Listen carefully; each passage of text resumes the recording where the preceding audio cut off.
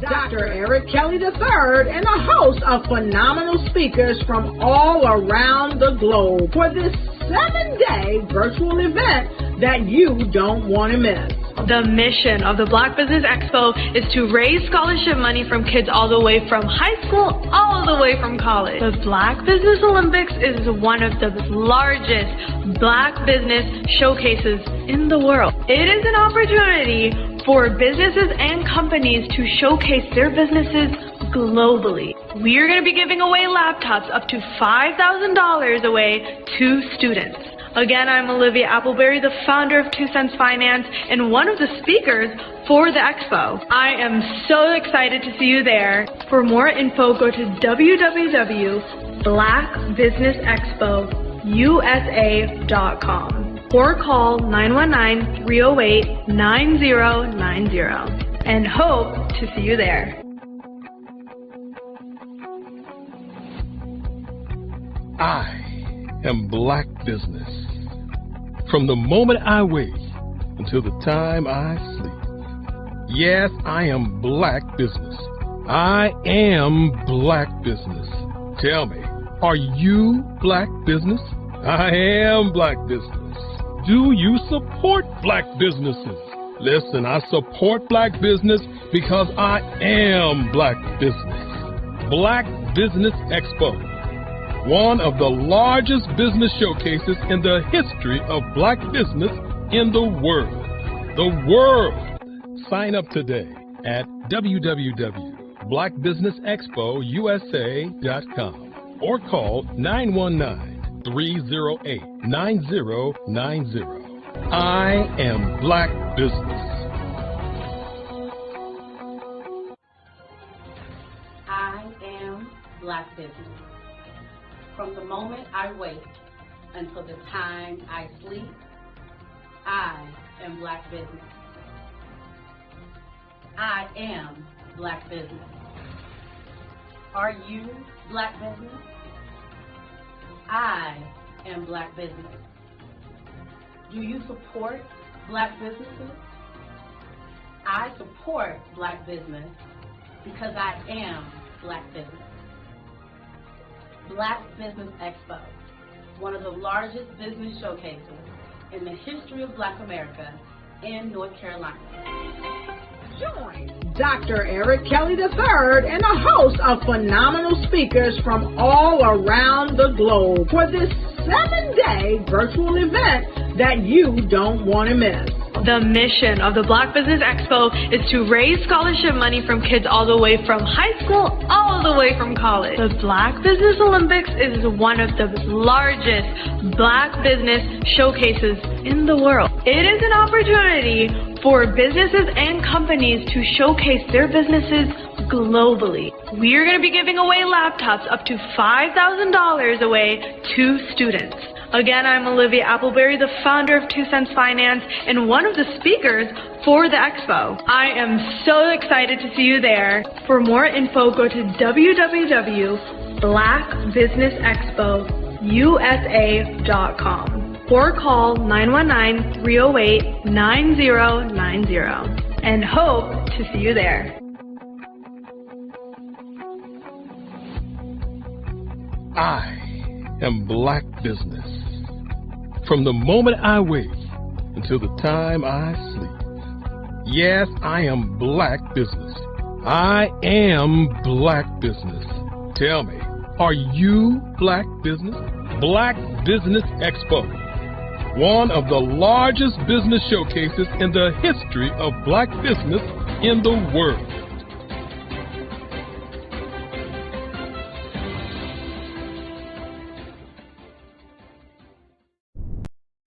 Ladies and gentlemen, and fellow professionals, please allow me to introduce myself.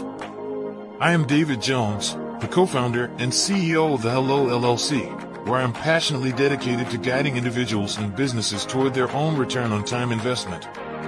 Time is my only competition. With over 20 years of experience as a corporate C-level executive, I bring a wealth of knowledge and expertise to the Hello LLC. My career journey has been marked by a relentless pursuit of excellence in marketing, strategy, and business management leadership.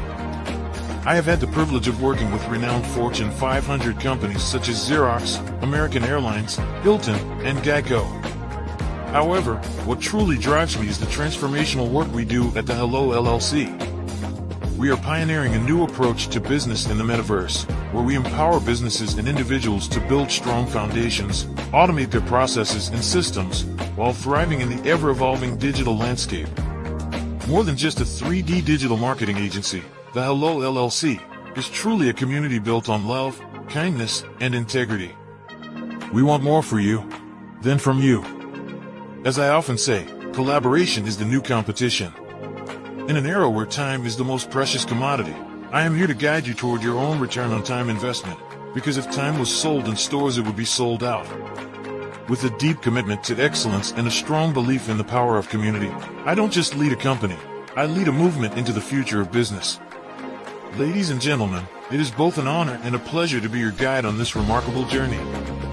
I am David Jones, and together, we will embrace a future marked by success, collaboration, and the transformative work we do at the Hello LLC. Hello stands for helping everyone live life optimally. So, let's make that pivot together and start living life optimally today. I'd like you to imagine with me, if you will. What if you could build your own city? A place where every child can find nurturing people to help them achieve their full potential. A place where every adult can access job training support. Where health education is abundant. Where social justice ruled the land. A place without limitations. Welcome. You have arrived at STEM City USA. It is what every city should be. A safe and trusted community where you find people and resources to help you become everything you are and beyond. STEM City is unlike anything you have ever experienced. It is a digital twin of the world around you, only better. STEM City is about energy and soul renewal. It is more than a digital world. You can almost feel the power of live cultural events, music, and theater. STEM City promises a better future for children with caring mentors and hands-on activities with dedicated tutors to support our youth. STEM City is your passport to a healthy lifestyle with weekly events addressing our community's many issues. STEM City is your financial well-being with helpful information on wealth management, career advancement, job training, and so much more. STEM City is the community you deserve. It is the city where your dreams can come true. STEM City USA, a place in the sky that is accessible to all who reach for the stars.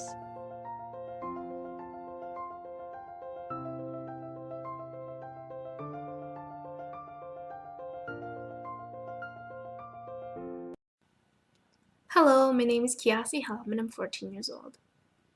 I think my genius would probably have to be setting goals and achieving them. I say this because ever since I was young, I always wanted to be an author, and at age 11, I ended up achieving this.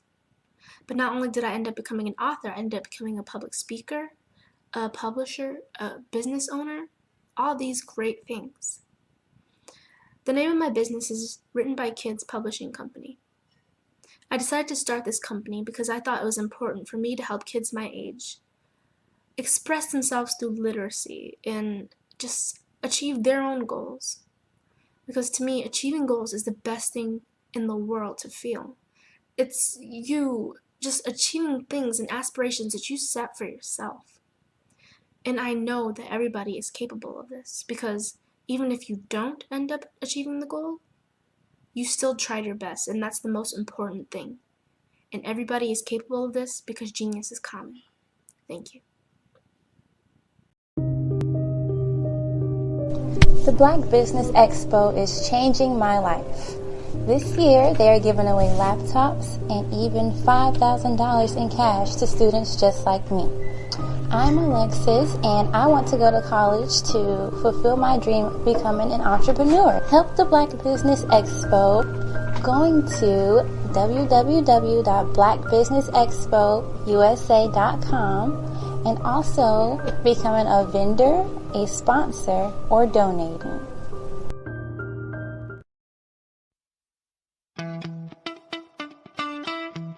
How many times have you been asked to help someone you didn't even know, a student, a business entrepreneur, or did you ever even ask, where did they end up? That business, that friend, that entrepreneur.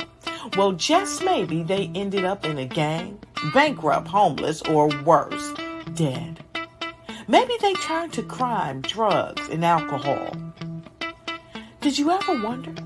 Did you destroy their dream, or was your life always so easy? At the Black Business Olympics, we started a movement to help students complete. Give them hope and foster success. Help them to leave their dreams of providing laptops, computers, and up to $5,000 in scholarship funds. Today, we ask you to help a student, a business owner, or an entrepreneur to realize their dream by sponsoring them, supporting them, and buying from them.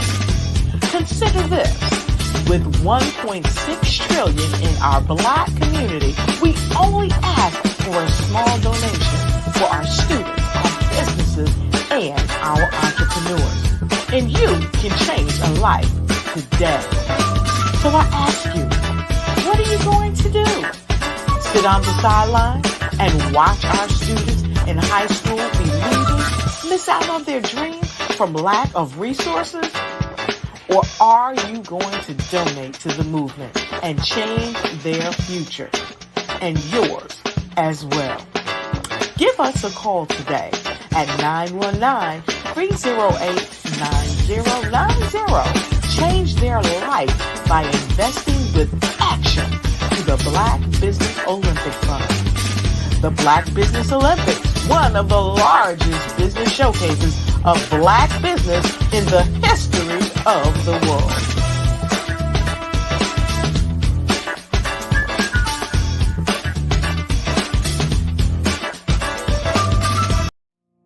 Did you know that approximately 333.34 million businesses exist today, according to a report from 2021? And you may be one of those businesses, or maybe you're not in the business market yet, but you're aspiring to be a business owner. Well, guess what? You're in the right place at the right time. Because let's face it, everything is about timing and opportunity. Hi, my name is Dr. Lotus Richey, and I'm the CEO and founder of the Lotus Richey Coaching and Consulting LLC, along with the Lotus Richey Ignite Show. 15 minutes of success with Dr. Lotus Richey, as well as books to boom your business and bring who you are. And today, I want to bring this amazing message to you about the Black Business Network and the Black Business Olympics. See, the Black Business Network and the Black Business Olympics is designed to help people just like you, that's right, that look like me, to take their business to the next level. Not just in your front yard or your backyard, but globally.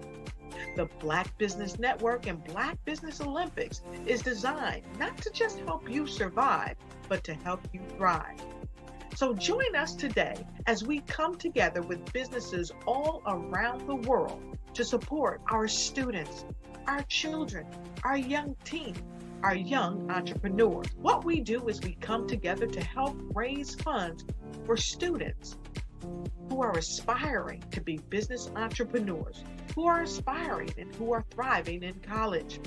We endow them with a wonderful opportunity to gain scholarship of either a laptop or several thousands of dollars.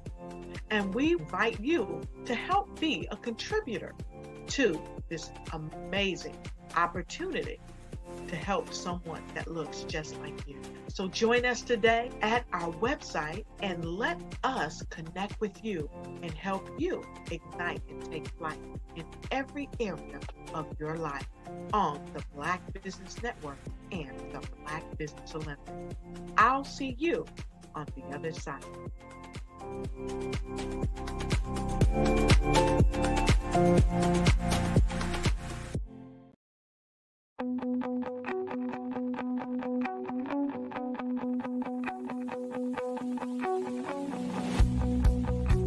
I am Black Business. From the moment I wake until the time I sleep. Yes, I am Black Business. I am Black Business. Tell me, are you Black Business? I am Black Business. Do you support Black businesses? Listen, I support Black business because I am Black Business. Black Business Expo, one of the largest business showcases in the history of Black business in the world. The world. Sign up today at www.blackbusinessexpousa.com or call 919-308-9090. I am Black Business.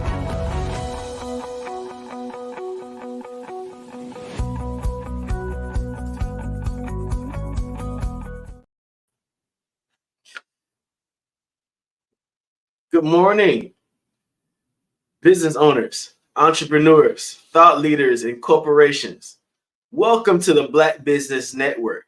My name is RJ Stevenson, CEO of Creative Concepts Production and Design, and I am your business moderator for this morning on the Black Business Network. The Black Business Network is a 24-hour business network showcasing Black businesses, business owners, entrepreneurs, and thought leaders worldwide. We have speakers from North Carolina, London, Singapore, Japan, Australia, and cities all over the United States. The Black Business Network is a global community sharing its business knowledge to empower, inspire, and educate businesses about business. Our first speaker for today is Dr. Muriel Tulikima. She's an award-winning engineer, global energy, and STEM advisor, educator, entrepreneur, talk show host, women empowerment advocate and champion, and published author. A petroleum engineer by formation, she gained experience working for 25 years in Africa, Europe, Asia, and Australia in various technical and leadership roles for major energy and STEM companies. She is a multi-talented woman whose versatility and accomplishments across the energy and STEM sectors have earned her global recognition. Dr. Tulikima is the founder of the Perth, Australia-based company MT Energy Resources, MT Energy Technical.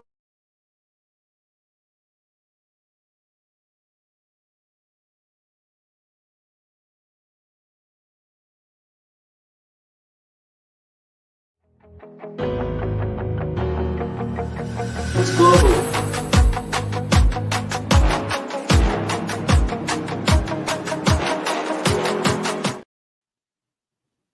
AMRC advisory board member at Nulu Energy and Mining Consultants, NEM, and Women for Sustainable Energy and Climate Action. She founded STEM Queens in 2018 to empower at least 1 million girls and women in STEM by 2026. Dr. Tulikima is also the recipient of numerous international awards. She has also authored and published 3 books, of which Local Content Key Enabler for Oil and Gas Projects for Emerging Markets, Investing, Developing, and Providing Oversight in Countries of Operation in 2015, that is now a reference for several governments, institutions, universities, and organizations across the world. She's also a contributing author of 10 books. Would you please welcome to the Black Business Olympics, Dr. Muriel Tulakema.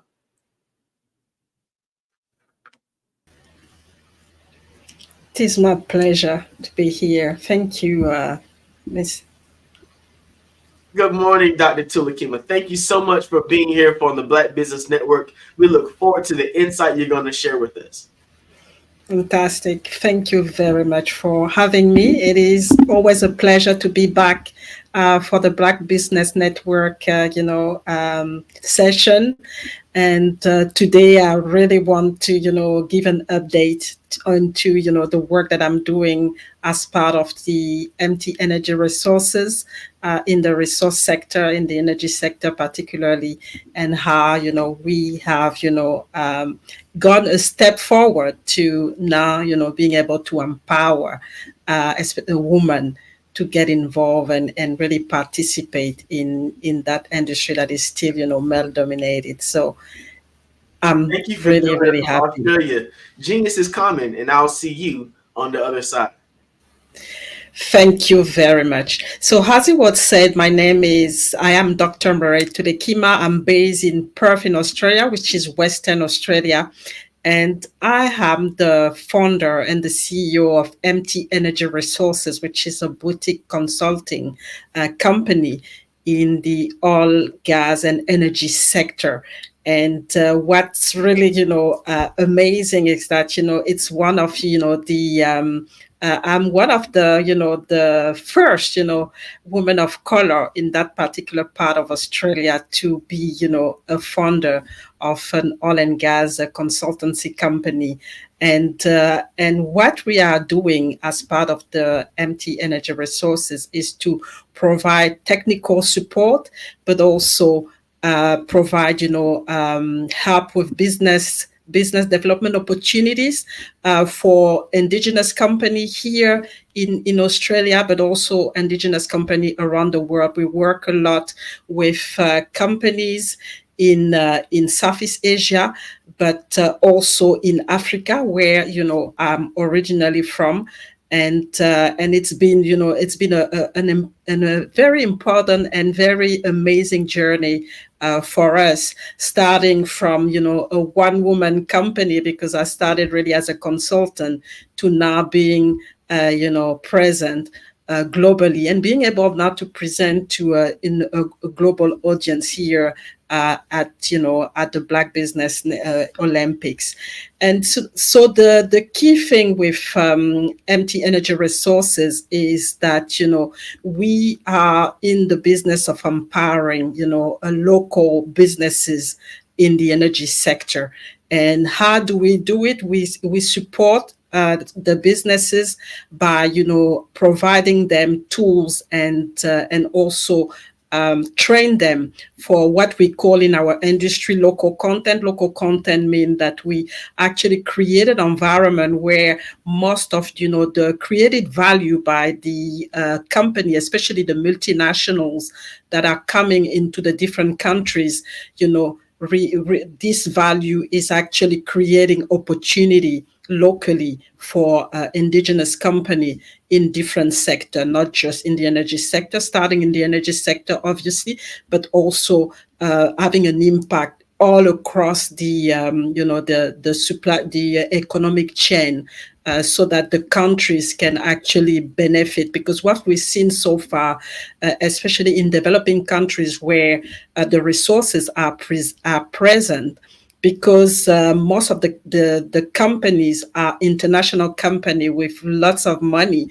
the system and that was put in place, the royalty system and just getting taxes from those companies didn't actually benefit, the population in a way. It benefited, a small number of people, but not really creating any value for the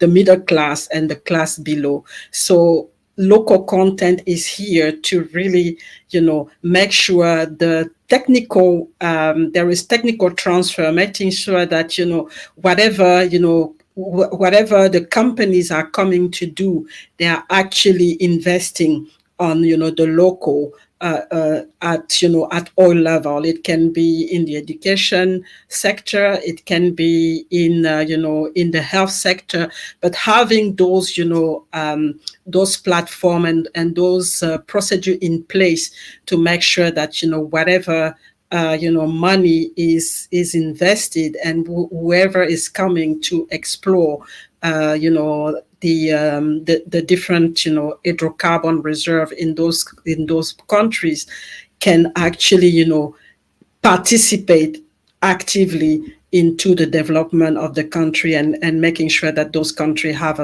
a sustainable development. So what we do at MT Energy Resources, so we provide the training. So we focus on the training, which is very important. The technology transfer, like I said, and making sure that there is a succession plan as well. That there is a time limit for some of the companies, and we work a lot with the government as well. The indigenous company working with the governments for them to put in place the legal system to actually monitor all of this, so that at a certain point local company can actually take over and really continue to explode and have the value created stayed in the country. So that's what we've been doing with a lot of country. We've had the opportunity to work with countries like Kenya, Mozambique, Gabon, where I'm from, which is the French speaking part of Africa. We've worked with Ghana as well. We've worked with the government of Ghana and some of the indigenous company to help them to put in place their local content plan and have the proper regulation and the proper monitoring system to be able to have that and have at some point a transition from an industry that is completely managed by international company to being managed by the government and indigenous company. So it has been a very interesting journey, because we've seen different results in different countries, and sometimes it's not always very easy, because we go from sometimes countries who have very little capitals and very little influence, and then they have to basically negotiate and really work with some of the most powerful multinational in the world. So that's why business like ours are very important for them to be able to help them to negotiate. And with the experience that we bring, being ourselves, having ourselves worked for multinational before, and knowing what is the situation locally in those countries, it gave us an advantage, a competitive advantage, to be able to help them and know exactly where to, what to ask, what to do, and what to implement. And it's been a very successful, very successful so far experience. And as part of this experience, I managed to also put in my passion of empowering women into the energy sector. And it all started because, when I started 25 years ago, there were really no one looking like me, a Black woman in, an industry where, you could only see, Caucasian men, and also a Black woman who didn't come from, and one of the things that I've really realized when I started, I didn't come from, a well-known global, institution or organization or, or university. So it was, also kind of a battle of coming from, a different background with all those, male, engineers and colleagues who had, studied in some of the most renowned university in the world. But so far with, learning and with, making sure that I get the right, right mindset and right training I've been able to really, go from a very humble beginning to being in a position where I actually now in the middle, and through the company that I created 7 years ago, being able to, be, at the table, at the decision-making table, and, managing and facilitating,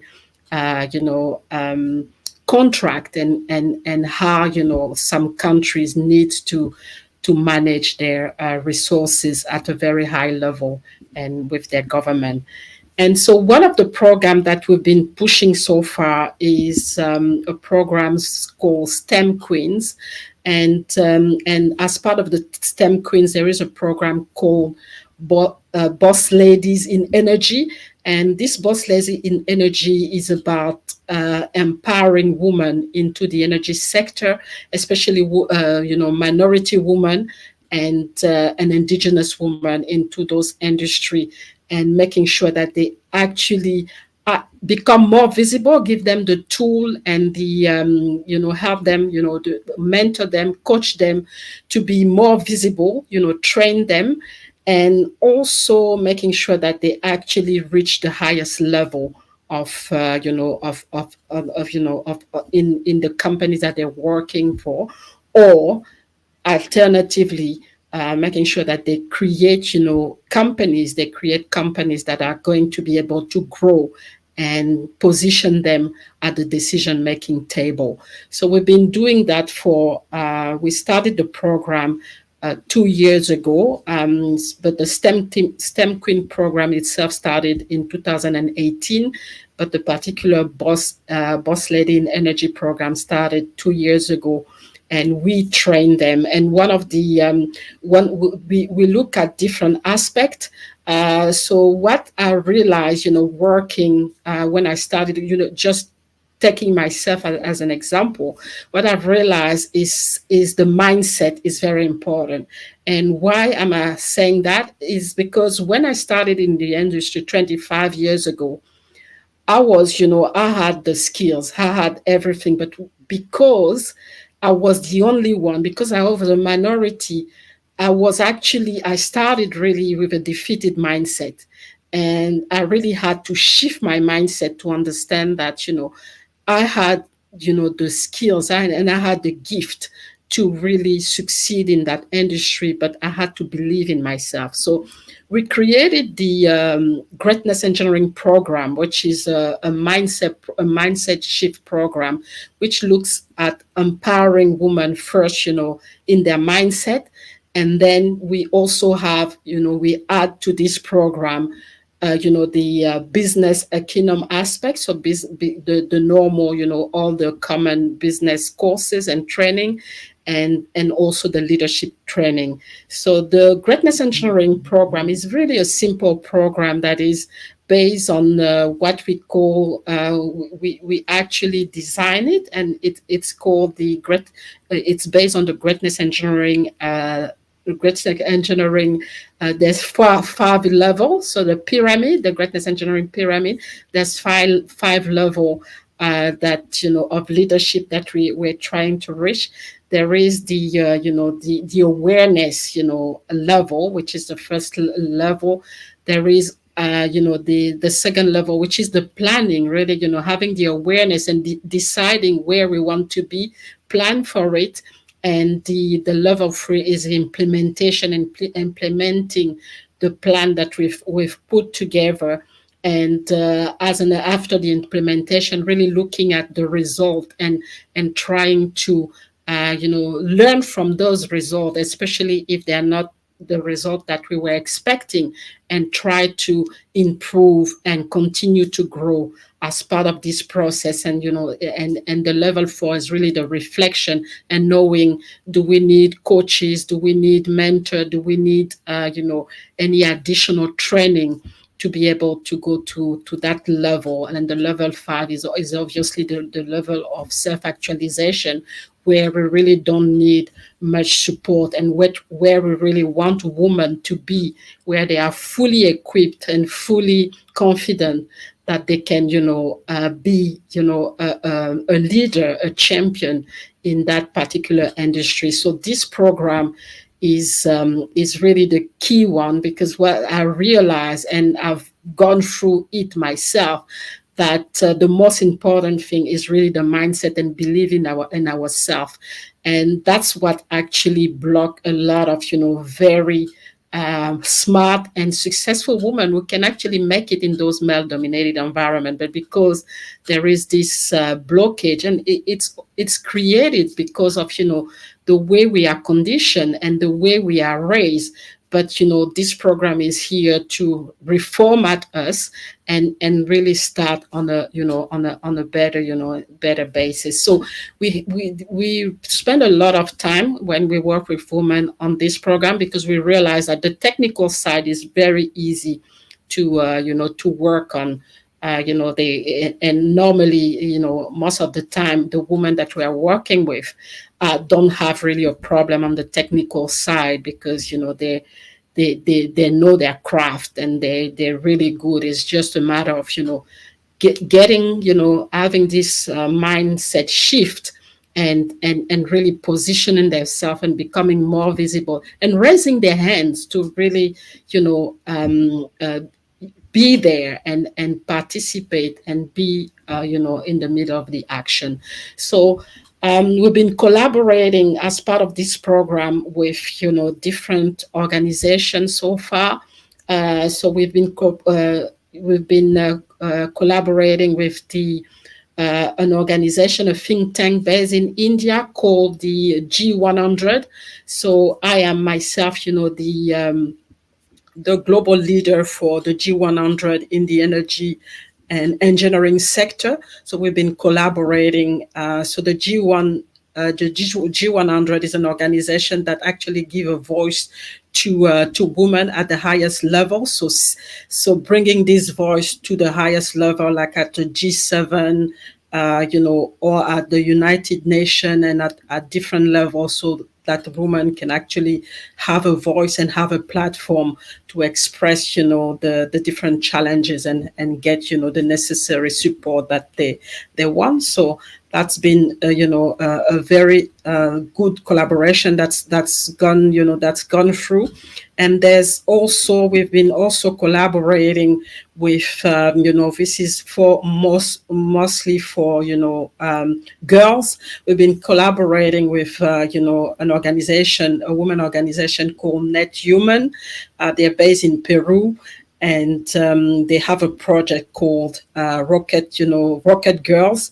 And this program is in collaboration with the NASA. So there's some people that work in NASA that actually support this program, and we also have a program again in India with the Space Kids, which is a program that actually support girls to and give them the knowledge to understand everything about space. And we will be starting this program in Africa, in most of and the idea is to spread this program in Africa to bring more women, especially tackling women and girls in the regional area to really understand how space engineering can actually give them opportunity to be part of this fourth industrial revolution that we started so far. So it's been a very rewarding, I would say, journey. And MT Energy Resources have been supporting this project and making sure that we are at the center of this empowerment that we want to do through STEM Queens to bring, and more about 1 million women by the end of 2026 into STEM in general, but through the boss ladies in energy. Bring, as many women as we can to participate in the oil and gas industry. And for those who are there, for them to be able to stay in the industry, because what we've seen so far in the last 15 years, I would say we have more women coming, but the challenge is to keep them And we call this phenomenon the leaky pipeline, is to really stop the pipeline to leak. And that's where, empty energy resources want to support, is really, when we have those women into the industry, we want to keep them and we want to empower them. We want to see them at the top, and we want to see them participating fully into the decision-making process in the energy sector, which is a sector that is really key because it touches every single industry in the world. So energy is really at the center of everything. So it is important that women are part of that, and they bring also because the sad thing is that we lose very very knowledgeable women. And it actually starting to affect the energy sector as well, because we lose a lot of experienced people now through retirement, and it's a aging. It's in the energy sector we have a very aging workforce, so it will be important to bring that diversity and making sure that we have participants from all gender, but also from all over the world, especially when we talk about developing countries who are still where the reserve and all the oil and gas and energy product are, but we don't really see them really being at the decision making table. So that's really what I wanted to talk. And as part of, empty energy resources, we are really open to help, especially when we talk about, business development, helping to help, a company, especially a company that, that's still growing, to open opportunities for them around the world, and support them not only, on the technical side, but also on managing and connecting them to the right opportunities in countries of interest where there are potential and opportunity to be part of the energy sector, and really grow, for those companies to grow, and making sure that they bring value and get value themselves as well, as companies. So that's really what I wanted to share here, to really, sharing with the world in this global platform what we've been doing so far, and also, making sure that, people that look like me, woman, Black woman, coming from, having a humble background, can actually, with the right the right coaching, the right training, and the right mindset, which is the very important one, create a venture and a business that can actually make a difference globally.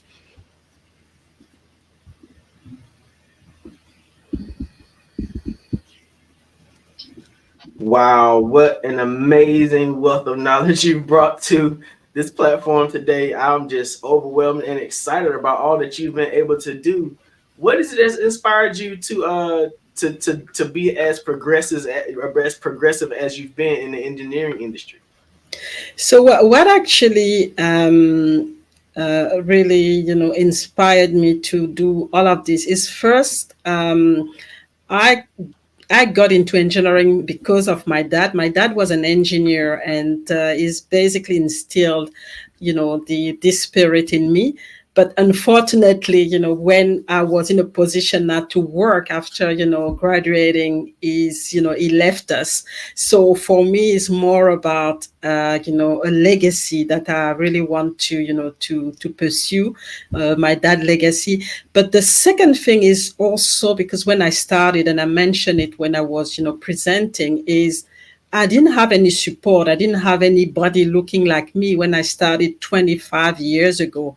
People, I didn't have any coach, mentor, nobody that I could identify with. So I had to, be a trailblazer, creating the trail and really pushing myself through, the challenges and obstacles that, I had to go through, with everything. And I really want to give back. I don't want anyone, especially people in minority, to be in that position, because I've been through it. So I just, give back and really, help them to actually capitalize on what I've gone through and what I've been able to learn, so that they start, at in a better place. So that's really what has been pushing me.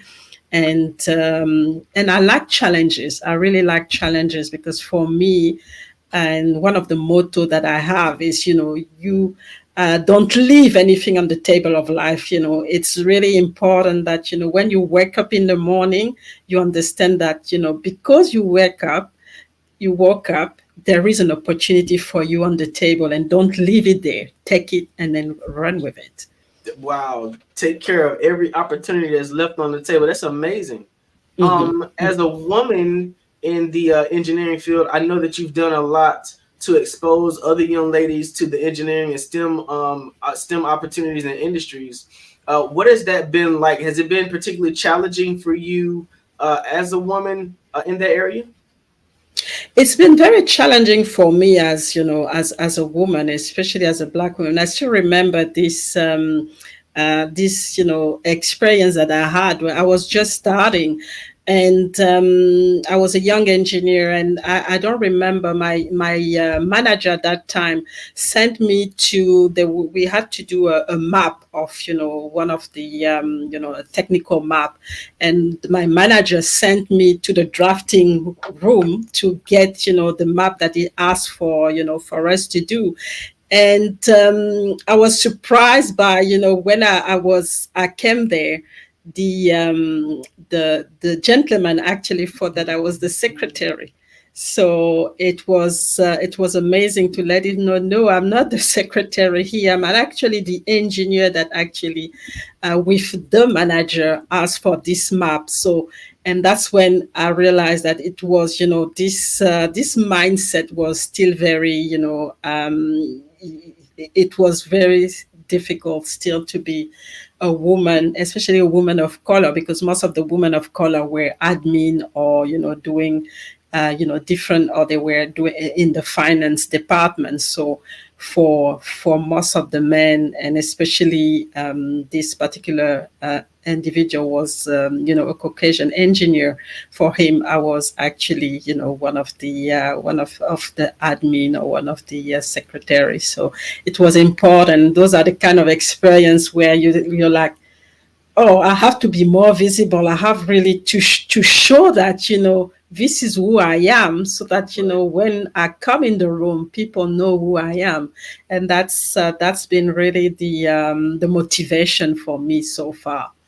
Have you found, as you've been inspiring and empowering women in your workforce, have you found that the government in Australia pushing forward towards diversity and equity in that area? I know here in the United States, there are many cities, they have expectations or percentages of contracts that have to be designated to women-owned, Black-owned, and veteran-owned businesses. Is it the same there in Australia? Are they doing what they can to sort of level the playing ground for women as well? I think in Australia, they're actually pretty good, especially knowing that, especially when women start families, they have created a lot of flexibility, especially in male-dominated industry, where they, giving women the opportunity to have the flexibility to work, not only to part-time or have a shift that they can have, to allow them to manage their family, knowing that they're the main, parent that, manage the family.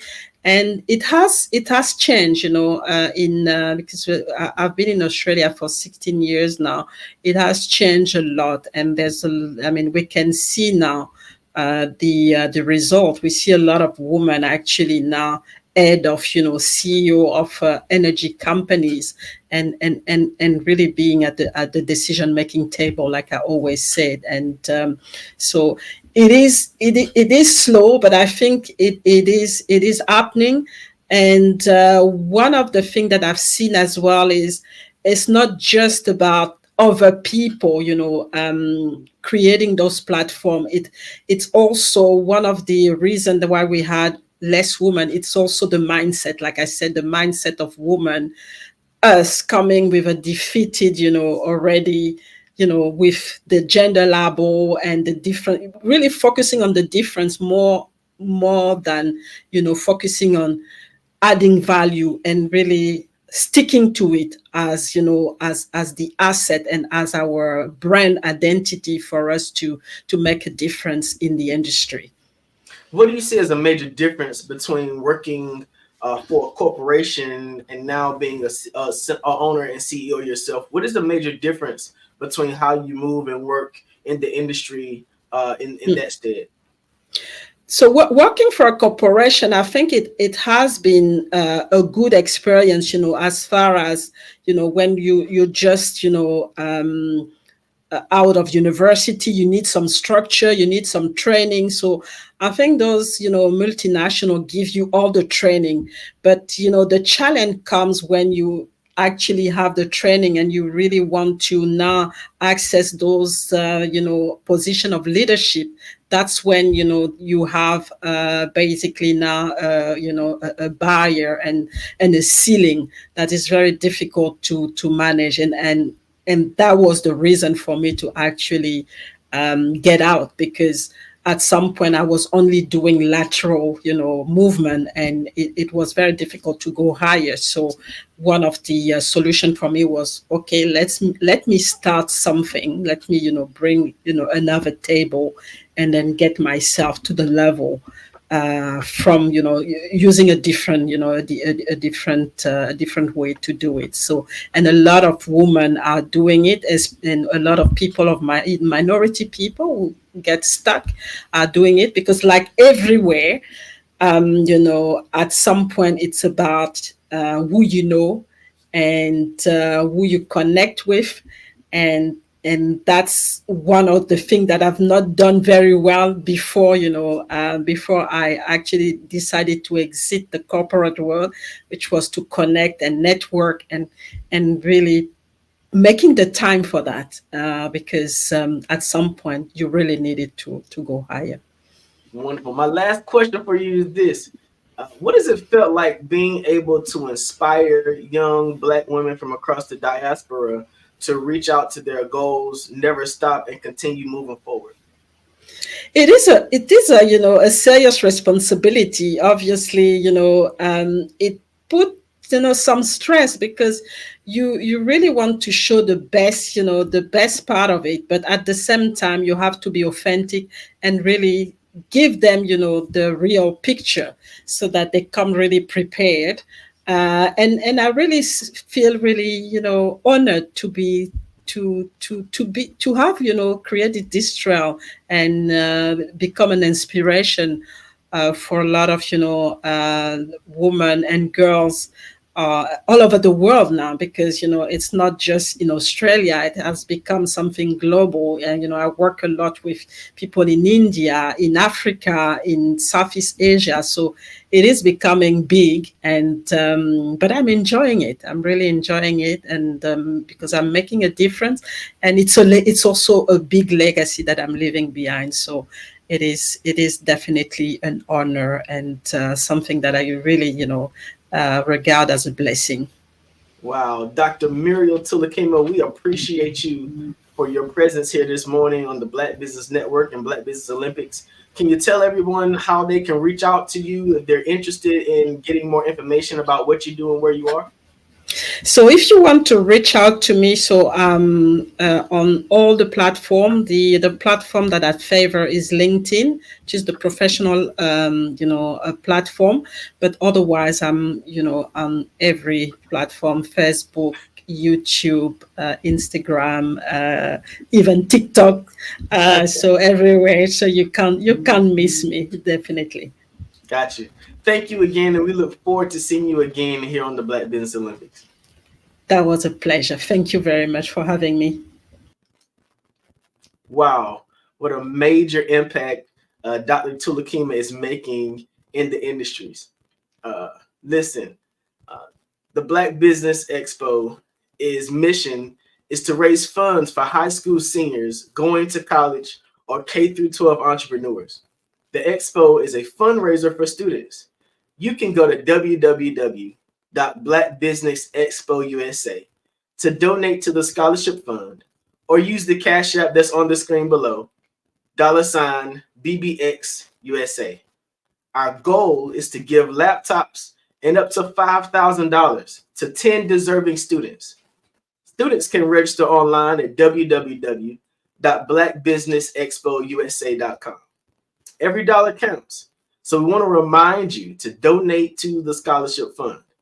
We want to thank our Black Business Expo USA sponsors for April 2024.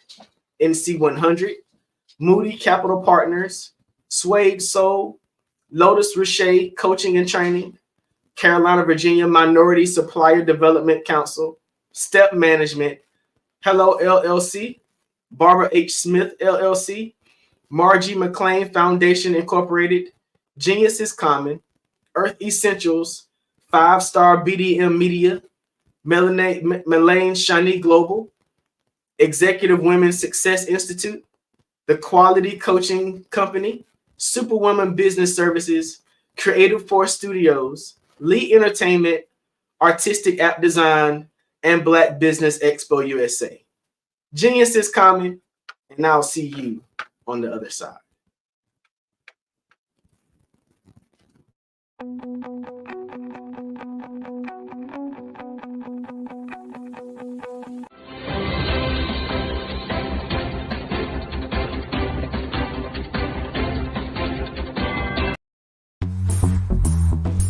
Attention all entrepreneurs and companies. Are you looking for reliable and efficient virtual assistants and back office support to help you manage your business tasks? Look no further than Superwoman Business Services. Our team of virtual assistants provides a full range of administrative support services, including operations management, social media marketing, and much more. We also offer website design services to help you create a professional online presence that reflects your unique brand. In addition to administrative support and website design, we offer business development and structuring services to help you grow your business and achieve your goals. We'll work closely with you to identify areas of improvement and develop a customized plan to help you reach your full potential. At Superwoman Business Services, we understand that running a business can be overwhelming and time-consuming. That's why we're here to help you fly high and achieve success. Our virtual assistants are highly skilled, experienced, and dedicated to providing you with the support you need to thrive. Come fly with us and take your business to new heights. Let us help you become the superhero entrepreneur you are meant to be.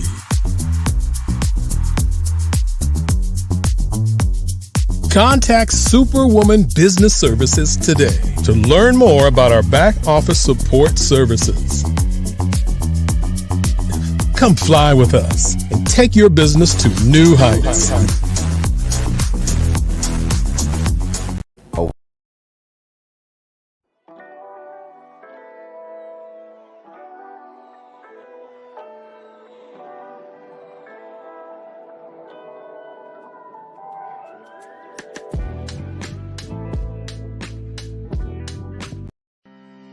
Are you aware that showing off your expertise can gain customers and position you as an expert in your industry? Consumers need confidence to purchase, so let us showcase your knowledge by interviewing you for a 3 to 5 minute video. We'll position you as an industry expert with a customized interview-style video, and for a limited time, we'll cover all production costs. Click this ad or call now for all the information. You'll want to experience the same 5-star service our customers love. So take advantage of this one-time offer. Click this ad or contact us now.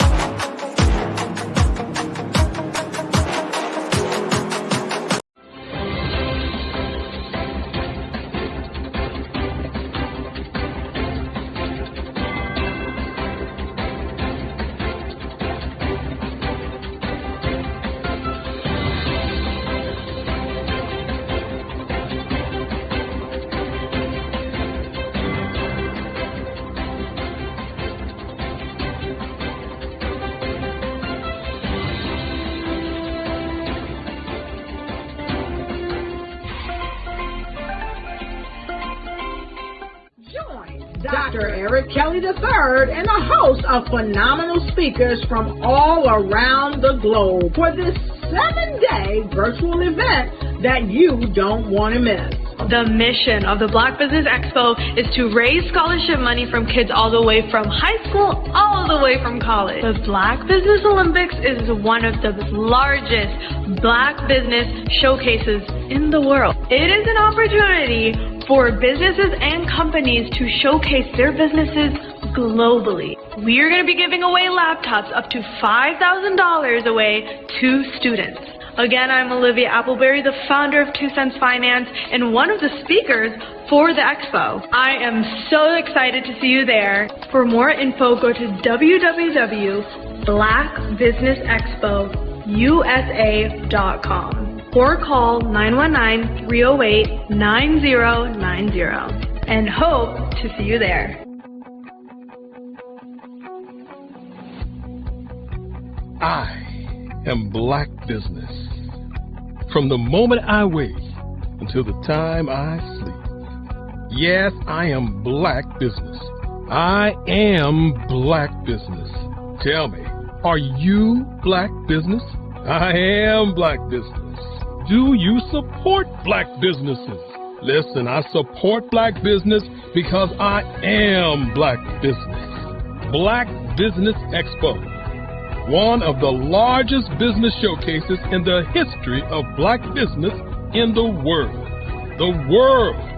Sign up today at www.blackbusinessexpousa.com or call 919-308-9090. I am Black Business. I am Black Business. From the moment I wake until the time I sleep, I am Black Business. I am Black Business. Are you Black Business? I am Black Business. Do you support Black businesses? I support Black business because I am Black Business. Black Business Expo, one of the largest business showcases in the history of Black America in North Carolina. Join Dr. Eric Kelly III and a host of phenomenal speakers from all around the globe for this 7-day virtual event that you don't want to miss. The mission of the Black Business Expo is to raise scholarship money from kids all the way from high school, all the way from college. The Black Business Olympics is one of the largest Black business showcases in the world. It is an opportunity for businesses and companies to showcase their businesses globally. We are going to be giving away laptops up to $5,000 away to students. Again, I'm Olivia Appleberry, the founder of 2 Cents Finance and one of the speakers for the expo. I am so excited to see you there. For more info, go to www.blackbusinessexpousa.com or call 919-308-9090 and hope to see you there.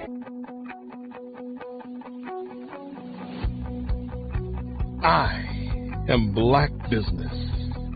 From the moment I wake until the time I sleep. Yes, I am Black Business. I am Black Business. Tell me, are you Black Business? Black Business Expo, one of the largest business showcases in the history of Black business in the world.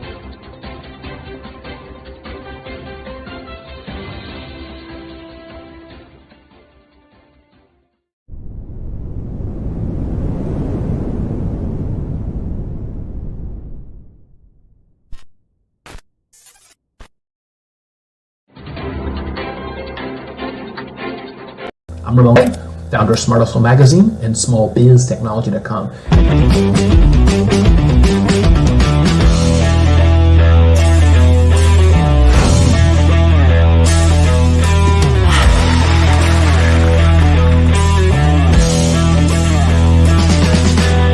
You're here today to celebrate Small business success. Stand up on your feet. You rocked the house. Hey, thank you. It was amazing. Didn't we learn? For me, success comes from failure. One thing not to do is shake somebody's hand like this.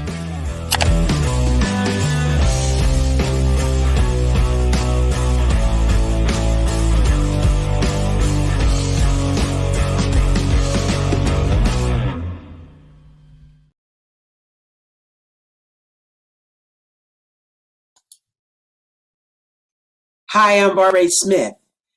Genius is common. My genius is executive coaching and professional corporate training. As the master executive coach and corporate training ambassador for the Genius is Common movement, I help business owners craft their stories in such a way that you know exactly what they do, what they have, and what they bring to the table. Many times as business owners, we are asked, so what do you do for a living? And we could be crushing in our businesses, but we're not quite sure exactly what to say in a short amount of time.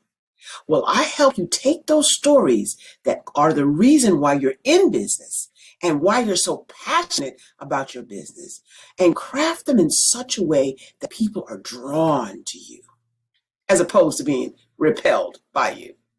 Because every conversation, every time you talk to someone about your business, you are excited about it. But are you really conveying what you do, what you have, and what you bring to the table? And do really people understand why you care so much and why they should care that you have the solution to their problem? Well, I'm here to help you with that. As a master storyteller, I can help you with your stories and spin them in such a way that they are intriguing and fascinating. People want to listen to you talk about your business. That's why at the Genius is Common movement, I am the master executive coach and professional training ambassador. That's my genius. And genius? Oh yeah, it's common. Did you know women represent just 3% of Fortune 500 CEOs and less than 15% of corporate executives at top companies worldwide? Have you wondered what the secrets are to getting into the top ranks, whether in the private or public sector? Do you want to figure out how to stop being held back in your career or passed over for promotion? Then you're in the right place. Hi, I'm Dr. Madeline Ann Lewis, President and CEO of the Executive Women's Success Institute.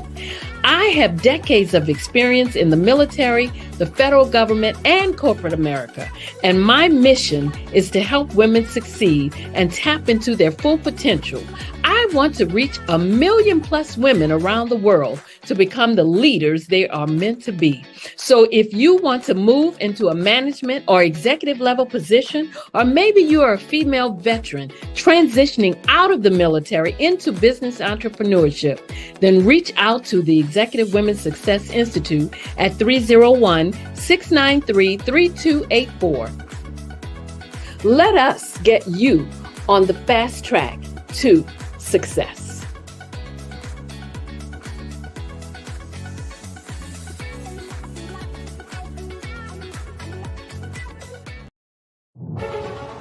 In the heart of America, there are dreams waiting to be realized. Dreams of owning a home, creating a haven for families, and building a future.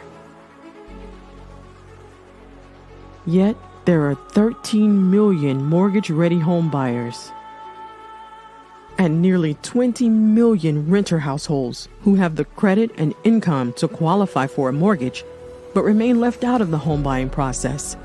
These potential home buyers are in urban and rural America, where dreams should flourish. The big banks, the giants of finance, have all exited the mortgage lending business, decreasing their lending footprints across America. They are no longer present and active in these communities. Instead of offering opportunities for home ownership, some of these banks have chosen a different path. They have decided to become mega landlords. They have chosen to invest billions of dollars in rental homes, leaving potential home buyers with fewer options and stuck in a cycle of renting without the chance to build equity and create a legacy for their families. Here is the shocking truth.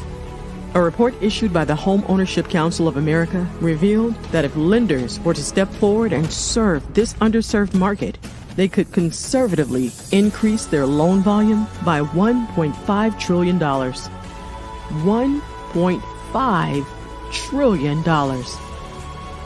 This is a $1 trillion business opportunity, ripe for the taking.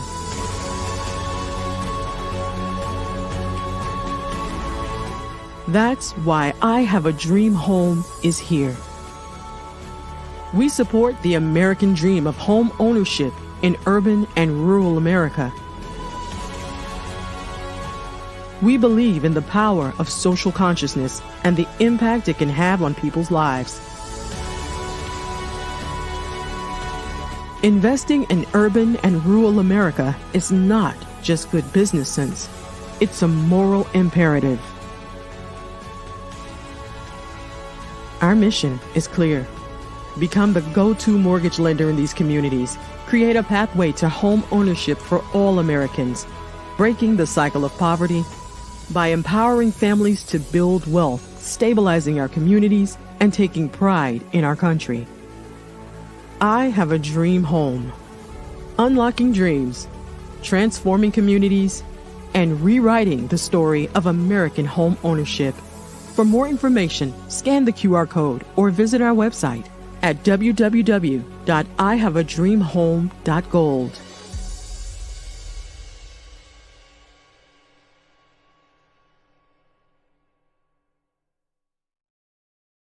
An organization called African Diaspora Maritime just announced a first-of-its-kind sailing team that will be based right here in Baltimore. This team has some groundbreaking goals. Alex Glaze has much more on the story, and he's going to break it down for us. This is the chance for us to change the conversation in America, with Baltimore leading the way. As a member of the 1992 America's Cup winning team, Charles Cathcart knows what it takes to win. But his vision for ADM's sailing team goes far beyond what happens in the water. The goal, besides just the racing, is to reach out to the communities that need support, that need vision, that need a way to get people more involved in a wide variety of topics. The plan is for the Baltimore-based team to be easily accessible to young people and give them an opportunity to learn. ADM's program will not only teach the sport of sailing, but also the math, science, and engineering behind the new technologies of sailing. These skills are going to be needed to expand the knowledge of these young people in their futures, even if they choose not to continue with competitive sailing. ADM is hoping to introduce yachting to a new audience and show the world how sports and community can affect change. What we envision happening is that with this team acting just like a Jamaican bobsled team, people from around America are going to focus in on Maryland and see how we're doing things. And if we do the things that we should with this team and reach out to people and get everybody involved, as many people as possible, we're going to be a template for the things that can change in this country. I absolutely love this. I mean, them teaching more than just the sailing, the science behind it, the endurance, a lot of things that have to come to fruition. A lot of math, and you would think that a sailor would be, you know, scrawny, small guy. No, they're saying that these guys are built like defensive backs of the Ravens. So these are bigger, in shape guys. That they might do a little double dose there. They might sail during the week, play for the Ravens on Sundays. We'll see. How long a program is it? Do you know how long it takes for them to learn? I don't know how long it takes, but they were saying it costs a lot of money. I'm sure it does. Almost $100 million to put together a winning team. That's a lot of money goes into that. So glad to hear that you're going to be supporting the project. Wow. My name is RJ Stevenson, and welcome again to the Black Business Olympics. Good afternoon to you business owners, entrepreneurs, thought leaders, and corporations. Welcome to the Black Business Network. My name is RJ Stevenson, the CEO and owner of Creative Concepts Production and Design. I am your business moderator for this morning on the Black Business Network. The Black Business Network is a 24-hour business network showcasing businesses, business owners, entrepreneurs, and thought leaders worldwide. We have speakers from North Carolina, Tampa, London, Singapore, Africa, Japan, and cities all over the United States. The Black Business Network is a global community sharing its business knowledge to empower, inspire, and educate businesses about business. Our next speaker for today is the J. Rick Rollins, an amazing entrepreneur and friend of mine. His bio reads as this: J. Rick Rollins is a modern Renaissance man. He is a best-selling author, award-winning talk show host, pastor, creative consultant, interior designer, and stylist. He is skilled in on-air hosting, producing, public speaking, in-reach consultation, creative consulting, coaching, sales, project development, spirituality, and event planning and management. And he can do all of that, trust me. He is a community and services-minded, multifaceted professional, native of Tampa, Florida, and also matriculated at the Morehouse College. Why don't you welcome to our Black Business Olympic stage, the Rick Rollins. Good morning, man. How you doing? How are you? Man, it is good to see you here on the Black Business Olympics this morning. I am so glad that you could make time in your busy schedule to join us today. I was looking at that schedule. I was like, oh, I'm going to be busy today. I'm booked and busy. Man, it's good to be booked and busy. Yes, it is. You got some major transitions happening in Tampa, Florida right now. I don't know how much you want to let out the bag, but you want to tell the people a little bit about what you got going on? I mean, in November, we closed down our Tampa location at the mall and went mobile for a while, realized that I'm too old for mobile. And so I am now, we're in preparation rather of opening a new location. We won't talk about where it is yet because we don't want the root man to go by. No, I'm kidding. But we're just being very tight-lipped because we want it right before we reveal it. And when we do, I think people will be impressed. And so we're excited about that and the other things that are happening. Some people might know you from On the Go with Rick Rollins. Going places with Rick Going Rollins. Places on the go. Name, yeah. Somewhere out there. Yeah. That's it. Somewhere out there with Rick Rollins. Others might know you as a former award-winning talk show host. Mm-hmm. But I met you as the owner of the Style Lab. Yep, Style 13. Yep. Man. And then you actually got your own space in the mall, Ricardo's Menswear. Talk about Ricardo's Menswear. Let everybody know what it is you do on the daily in terms of styling and creative design. We're modern day haberdashery. I mean, there's not anything that we don't do from the standpoint of making sure that not only does the clothing fit, so we offer tailoring services, but making sure you look good. But everybody doesn't look good in everything that they see. And so it's our job not to tell you how to wear it, but we'll show you how to wear it well. We'll never tell you what to wear, but we'll show you how to wear it well. We provide other services from wardrobe styling to making sure that, or closet customization, because some people don't understand that the best place to start, and as a retailer, I shouldn't say this, but I'll tell you anyway, it's the freebie for the day, is that the best place to start shopping is in your closet, because there are things that you bought on a whim and you don't know what to do with them, or you forgot that they were there. So let's go in there and let's rearrange some of those outfits that you've worn as uniforms. It's so easy for us to get stuck and say, okay, I can put this on. But there are other ways of taking that very same thing and elevating it to the point where someone thinks it's new, or it may, when you look good, you feel good. When you feel good, you do better. And so that's one of the things that we try to make sure that happens there. We love being the first. I have a young man, he's 10 now. He came to me when he was 8 years old because he saw a tux in the window that he really liked. And we found one that was a version of that, and we fitted him. And now he goes to school and talks about his suit guy. So we love doing that. We have senior and seasoned people who still love to dress. And so we do that as well. And we have some celebrity clients as well that we're very proud of. I'm dressing Todd Bowles from the head coach of the Super Bowl winning Tampa Bay Buccaneers, and having a blast with that. Coach is really a great guy. We've done some other celebrities. Actually, they're on the All Black Network. I cannot think of the name of the show, but one of their main characters, portrayed by Rodney Van Johnson, his entire wardrobe is from my style service, and he's worn some of the stuff on Bold and the Beautiful. Rodney was on the show Passions, but most people know him as Joan's boyfriend on the show Girlfriends, that had the wide hips. So we do a lot. I mean, but one of our biggest things is to provide a service that when people come in, they know that they are really appreciated and respected. And that's how the business started. Even when I was a child, I was 8 years old when I told my parents I wanted to do this, because I wanted to create a space where everyone felt welcome. Because my mother and father and I went into the store. My father wasn't welcome. This was in the 70s. And the man treated him very badly.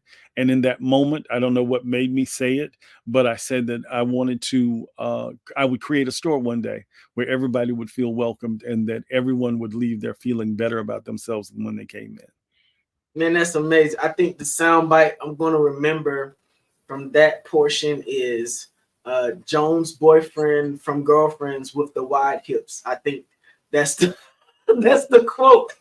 That's the quote of the day. Okay. Yes, sir. Listen, man. Not only have you excelled as a business owner, I met you doing community work. Yeah. We were working for the MLK Foundation gala. Their first gala. Yep. We were first gala. And we got tagged to do the production. Yes. Yep. All night long. Yes. Oof. That was, talking about working through the night to ensure that this program comes off without a hitch. They don't realize how many needles and threads we went through sewing that project up, but we did. So absolutely. And then working together with you on Sons in Suits.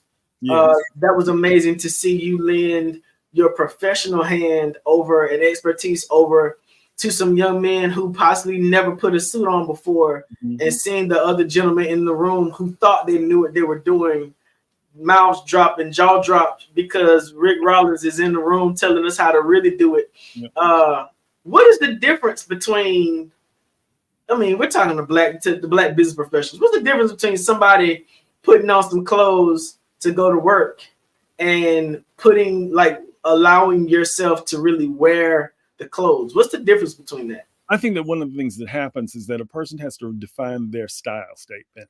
I mean, if you're going to craft that style statement, you really need to know what you look good in. Not what you think you look good in, but what you know works for you. I can't stand seeing anyone who has ill-tailored clothing, because that's unnecessary. Most people, and this is what I find, RJ, is that people will go in and they're buying ready to wear or off the rack clothing, and they literally think that that's all they need to do. No, that suit was crafted by someone in another country who has never seen you, and frankly, doesn't really care whether you look good in it or even like it. And they're just doing their job every day.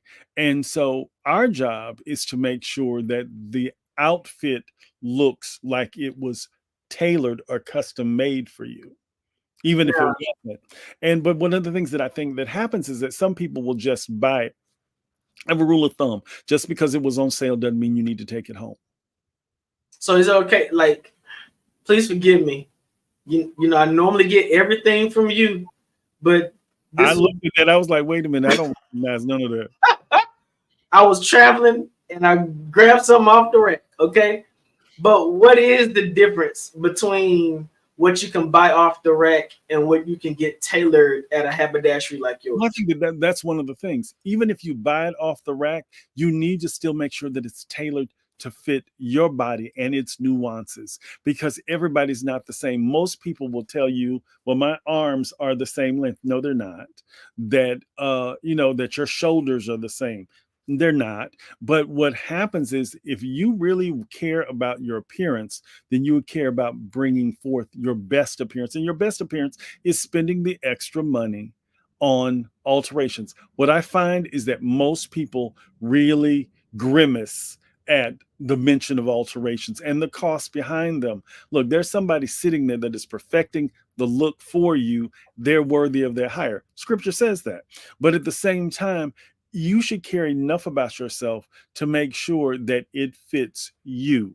Not everybody, it fits you. I can take the same outfit rather, and put it on 5 different people, and it's going to look different on each of them.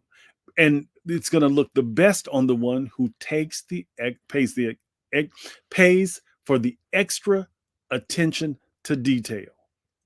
And that's where tailoring comes in. It is the extra attention to detail to ensure that you are putting forth your best appearance. So I'm gonna take a moment of personal privilege, and you want to get me together because I'm gonna be up here for a few more hours a day. What do I need to do with this to sort of accentuate my J. Rick Rollins style? What do I need to do?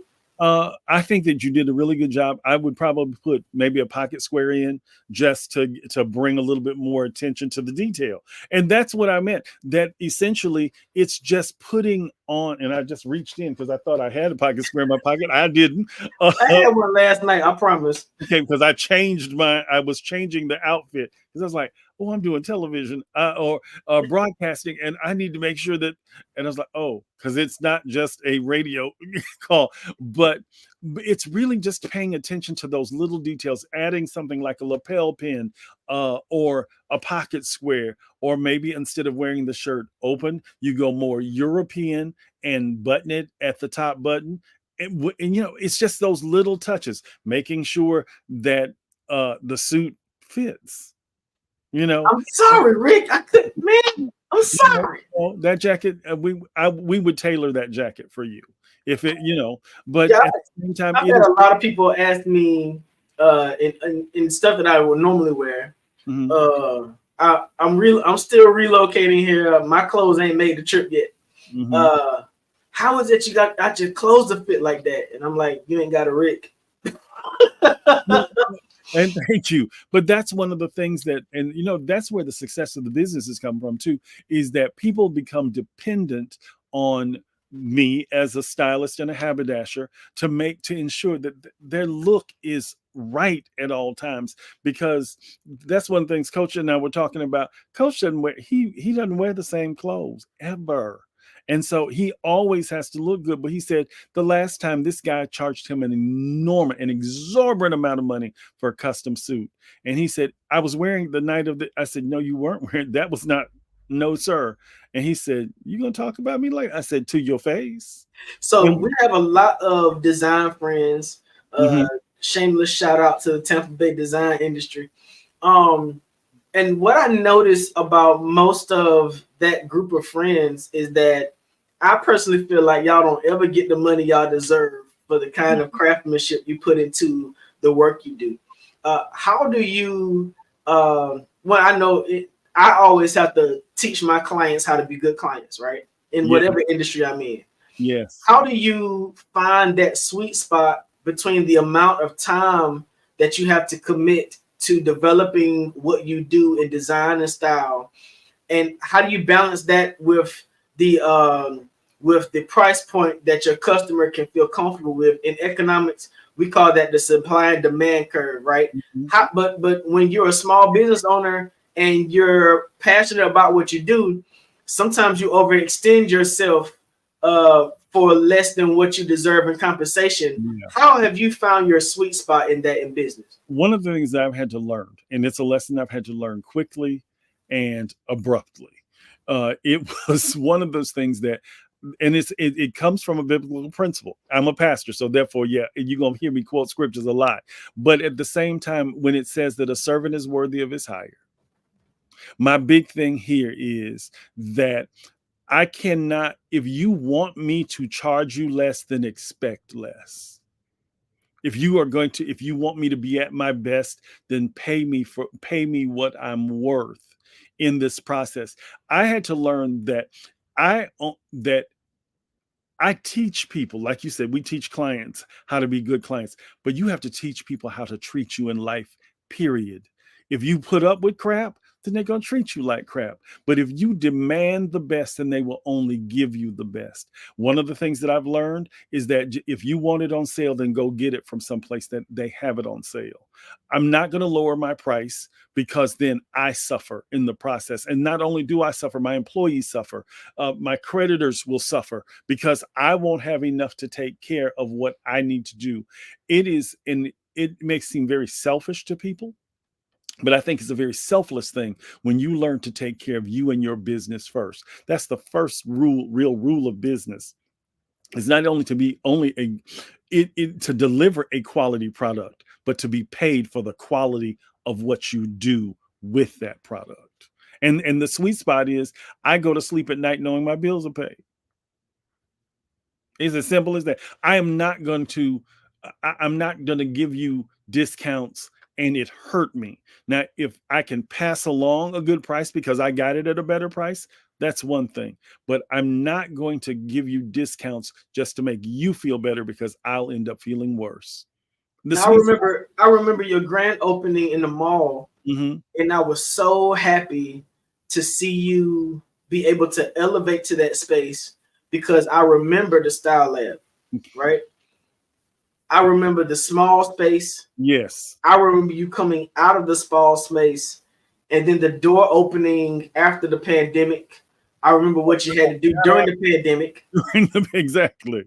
And it's like, okay, he's in the mall, but I was afraid because I know how some people do when they get to the mall and they don't have a balanced level of elevation, meaning you go to the mall, you got new business cards with a new address, but your services stay the same.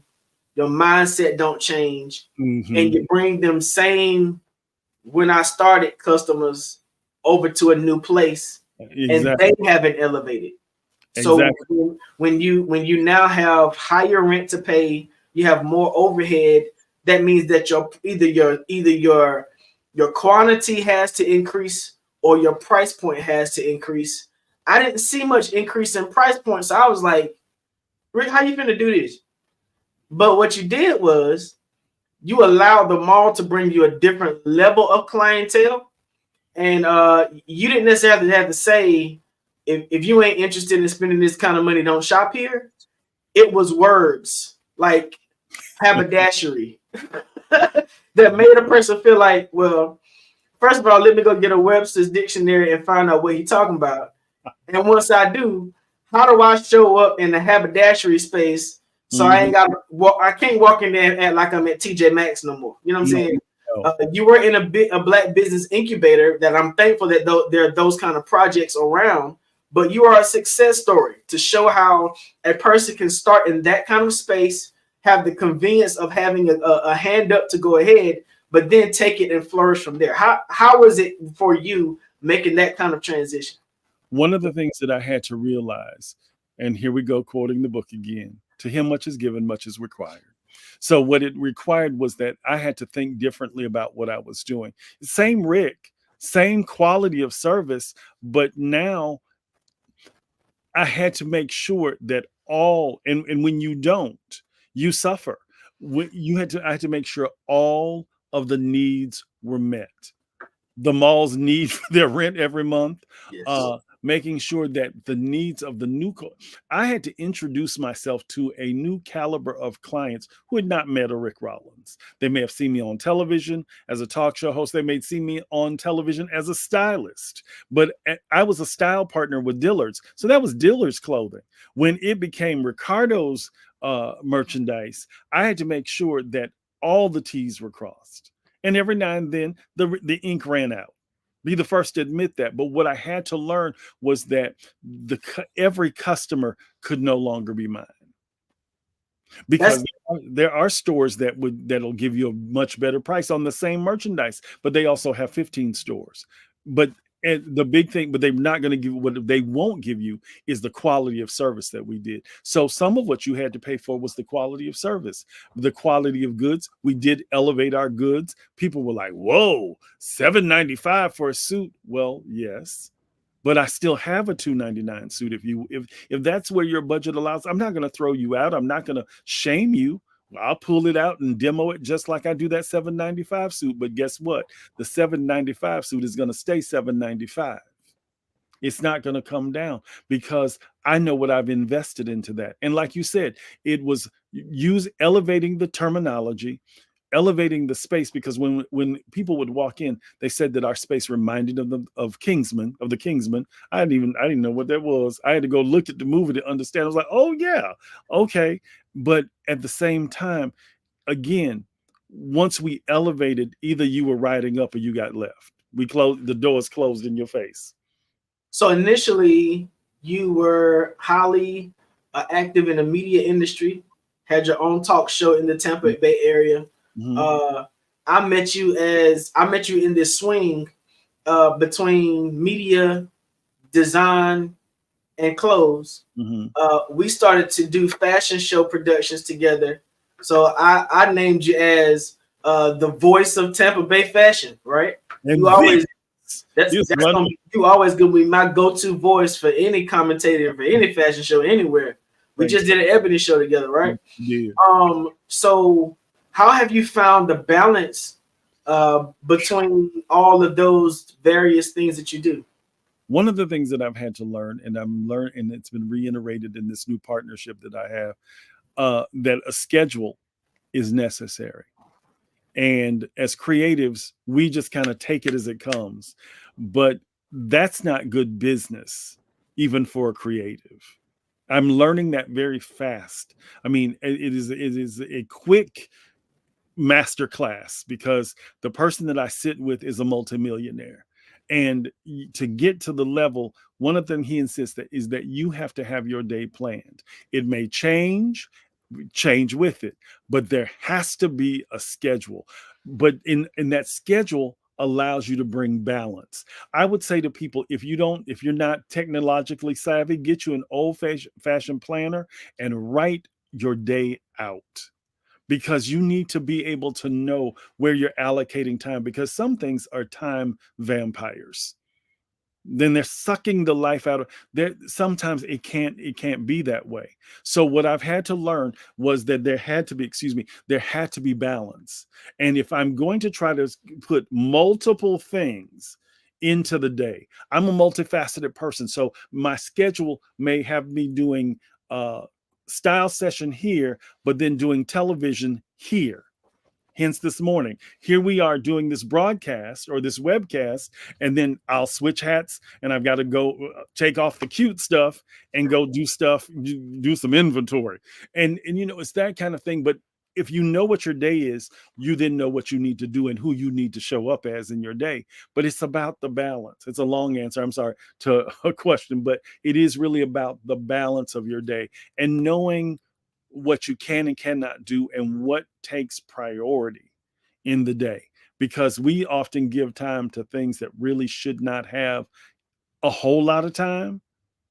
And then when you know it, the day is gone and you go, where'd the time go? I can tell you where it went. You let one of those vampires suck the life out of it.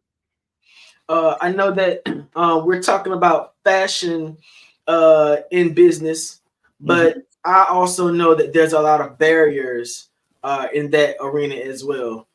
We've done fashion shows in malls, theaters, in a lot of different places, right? Churches. Churches. Backyards. Museums. Yep. What kind of barriers did you have to overcome in your career in fashion or media?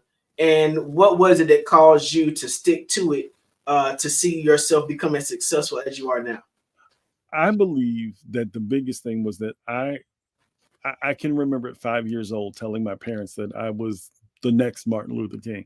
What I was really saying to them was that I knew that I was destined to great. There was just a moment that I knew that I was destined for greatness, and I couldn't let anything get in my way. Even when it sidetracked me, the pandemic, I knew what I wanted to do. I wanted to open Ricardo's. Didn't know how I was going to do it, but the place in the mall was mine, et cetera, et cetera. And the pandemic comes and they're like, the mall's going to close. And when the mall opened back up, my business coach, Kathy Times, asked me from the WOW Project. She said to me, she said, what are you going to do when malls open up? I know what you want to do. I said flippantly, I'm going to get me a kiosk in several different malls and I am going to sell masks. She said, what?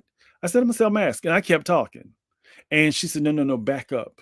Tell me more about this. I said, I have friends that are making a killing selling masks, custom masks. I'm going to incorporate them in the business and we're going to sell masks. And she said, you need to write them all right now. Wrote them all, told them that I had this idea that I want to discuss with them in lieu of opening the clothing store because I didn't think that people were buying clothes. They said, oh my God, we've been looking for you and we'd love to have a conversation. I go to the mall in a suit and the mask matched the suit. And they were like, oh, we don't even need to talk. Let me show you where your space is going to be. Here's how we're going to do this. We're going to partner with you. You're not going to pay any rent. You'll give us a percentage. I should have paid them rent. What we made in the first 4 months, it was stupid. But what it did was it was God showing me, and I really do believe this, it was God showing me that anything was possible. Because if I could take something as minute as a mask and make the kind of money I did or we did, then I knew that doing clothing was a no-brainer. And not only opening that, but then opening an incubator for people who wanted to be in a mall but didn't have the financial means to do that, and opening several other seasonal businesses in the mall because Washington Prime, when in its form when I got there, was willing to do, after George Floyd, they did this thing called economic empowerment and equality through commerce. And so they came to me. I was like, because I had become the mayor of the mall. You know me. I'm not. I knew everybody. Everybody knew me because I thought that because relationships are key. That's one of the places I want to go with this, is that the relationships you build will help you not only pivot, but overcome, if not leap over, the hurdles that come to you. Because when you have great relationships, you've got people that you can go to, you can talk to, that will direct you. If they can't do it, they know somebody. It's all about building relationships. You can't sit on an island by yourself and think that you're going to make it, because you're not.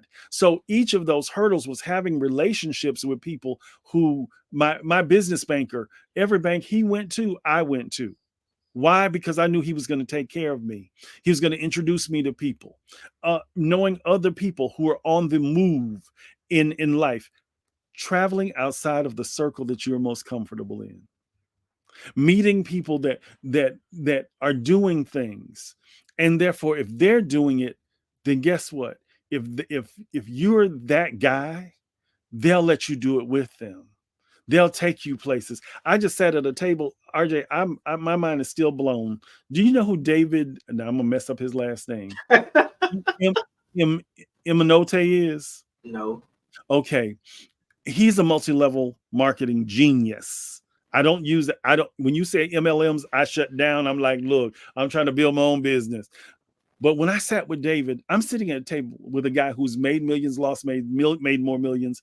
And I'm sitting there, and it's me, his right hand, and me.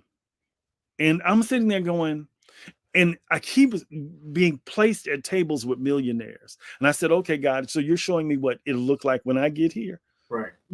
But it's about being open to change. Pivoting in the pandemic, I could have got mad and said, well, I'm going to go home and wait until the mall opens up, and then I'm going to open my store. Or I go to the mall, I work with the mall to the point where they come to me and ask me to start the incubator.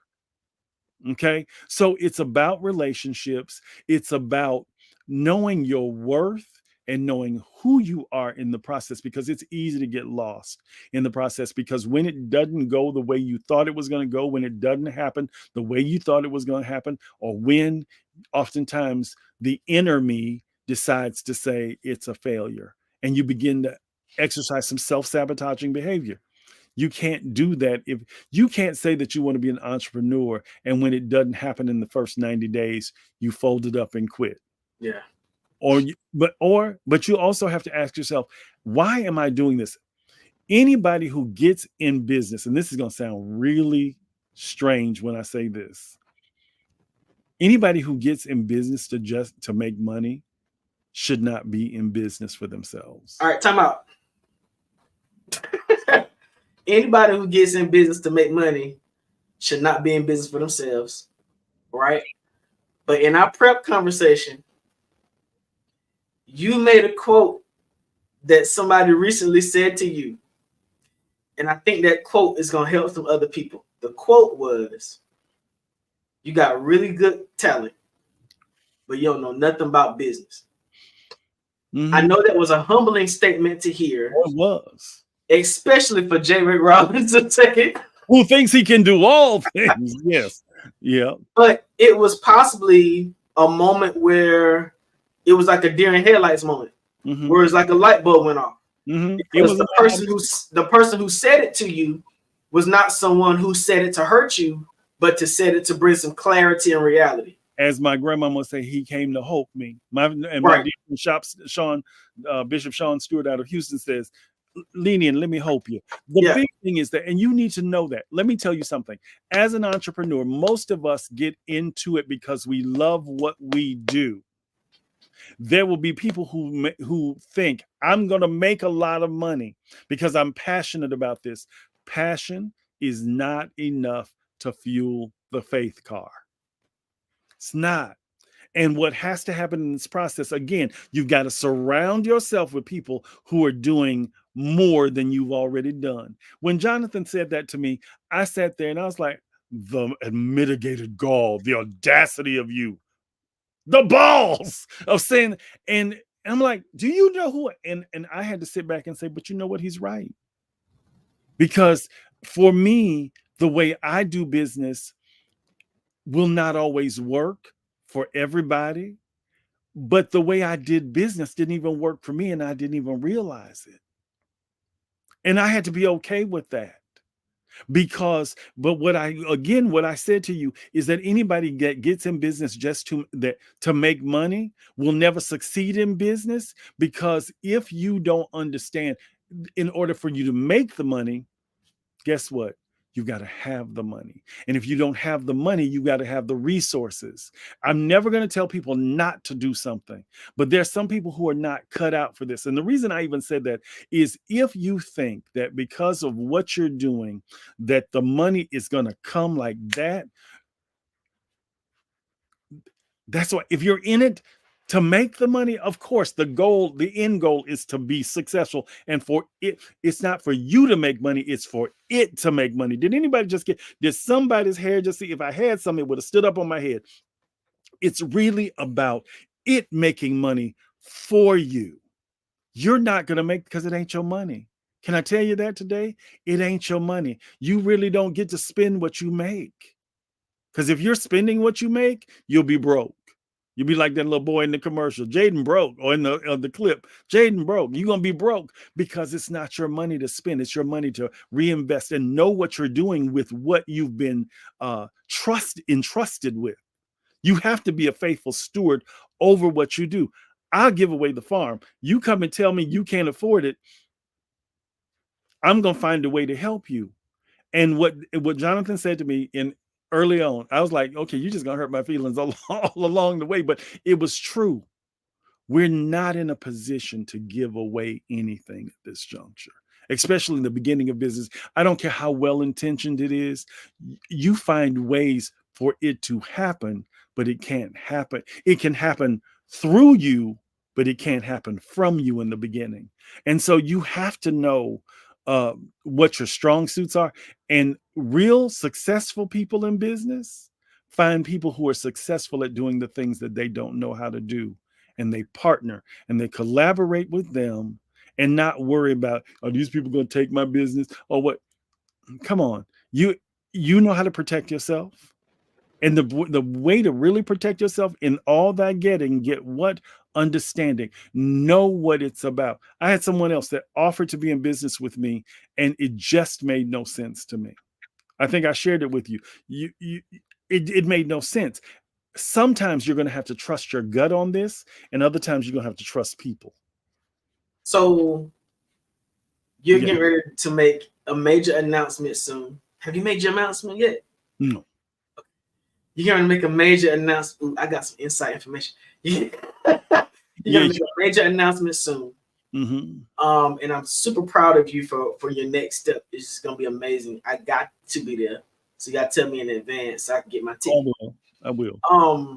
But what do you see as your next step? You've done media. You recently had a television show. Now you're doing style on news in the mornings in Tampa. You've had your place in the mall. Now you're shifting and elevating from there. What do you see happening next? What do you think is getting ready to happen? I'm gonna retire. No, I'm kidding. That's not the answer to the question. No, I believe that this is the beginning of what the real intention was. And that is to grow this business to where it grows other businesses and other opportunities for entrepreneurs. I really do believe that Artisan Row was a prime example. That was the incubator at the mall. Now, I came from an incubator, so I understood what to do and what not to do. And my thing is to create opportunities, but also to continue to do the things that bring me joy. I'm gonna be honest with you. When it stops bringing me joy, I'm gonna stop doing it. It's just like when the relationship don't work no more, you know, because and that's even the relationships in business. When they stop working, you can't stay around hoping it's going to get better, because in the process it gets worse. My real vision is to open more Ricardos. I mean, I don't care about nationwide.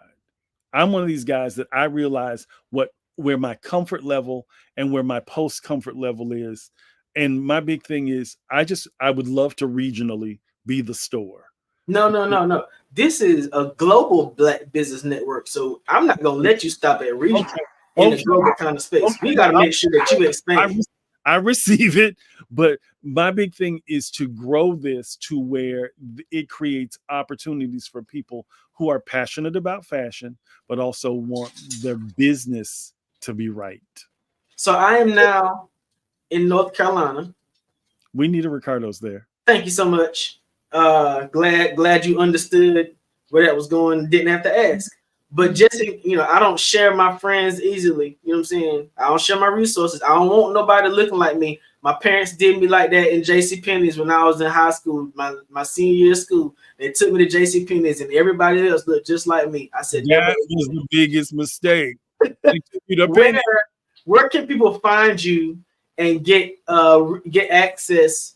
I don't even know if I want to share and get access to the wealth of knowledge that you bring to the table so that they can develop their own sense of style. They may regret you saying that. No, it is. You can find me on social media at Ricardo's Menswear, on Instagram, on Facebook. We're changing the websites up, so I would just say contact me through social media, and we'll help you. We'll help you virtually. I'll fly to your city if you won't pay for it. I'll come in and help you do whatever you need to do to make your wardrobe better. But we do it virtually as well. And that's a perfect place. We go into your closet, we pull stuff out, we'll help you get that together. We'll show you how to throw stuff away and not be so attached to things because you wore it in 1982 to the night that you saw Gladys Knight and the Pips or the Funkadelics, and you're still holding on to it. So you can reach me that way. It is Ricardo's with 2 C's because my name is spelt with 2 C's. My mama wanted to be fancy. Even though I am a person of Puerto Rican and Cuban descent, she wanted to spell it with the Italian and French spelling. So it is Riccardo. And that's Rick, not Rice, not Rico, not Ricky. Okay. But you can reach me that way and we'll be glad to help you. It may take me a moment to get back to you, but I promise you that I will, because we are booked and busy these days, but never too busy to take on a new client who needs to make a style statement. Man, thank you so much, Rick, for adding your voice to the Black Business Network. I know our audience was absolutely overwhelmed by all the information that you shared. Man, I'm so proud of you and look forward to seeing you on the other side. Thank you. Thank you again. Take care. See you soon. Wow, what an amazing guest, J. Rick Rollins, the second of Tampa, Florida. Check him out at Ricardo's Menswear. He'll definitely take care of you. I want to let you know that the Black Business Expo's mission is to raise funds for high school seniors going to college or K-12 entrepreneurs. The expo is a fundraiser for students. You can go to www.blackbusinessexpousa.com to donate to the scholarship fund, or use the Cash App that's on the screen below, $BBXUSA. Our goal as the Black Business Expo is to give laptops and up to $5,000 to 10 deserving students. Students can register online at www.blackbusinessexpousa.com. Again, that's www.blackbusinessexpousa.com. Every dollar counts. So we want to remind you to please donate to the scholarship fund. We want to take a moment to thank our Black Business Expo USA sponsors for April 2024, NC100, Moody Capital Partners, Suede Soul, Lotus Richer Coaching and Training, Carolina, Virginia Minority Supplier Development Council, Step Management, The Hello LLC, Barbara H. Smith LLC, Margie McLean Foundation Incorporated, Genius is Common, Earth Essentials, 5-Star BDM Media, Milani Shanani Global, Executive Women's Success Institute, The Quality Coaching Company, Superwoman Business Services, Creative Force Studios, Lee Entertainment, Artistic App Design, and Black Business Expo USA. My name is RJ Stevenson, the CEO and creative developer of Creative Concepts Production and Design, located now in Fayetteville, North Carolina. Thank you for joining us. Stay tuned. We have some amazing guests today. Genius is coming, and I'll see you on the other side.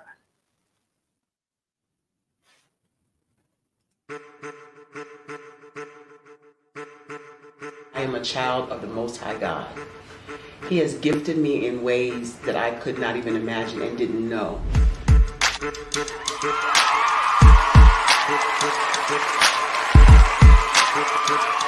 There was a time when I didn't know who I was.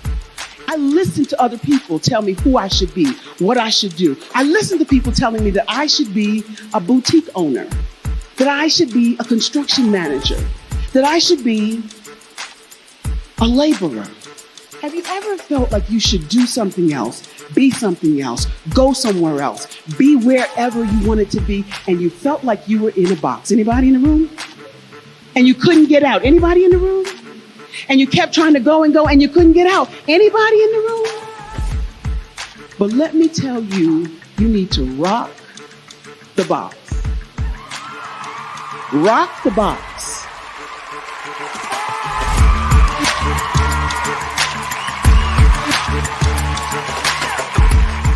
I am engaging, inspiring, and empowering.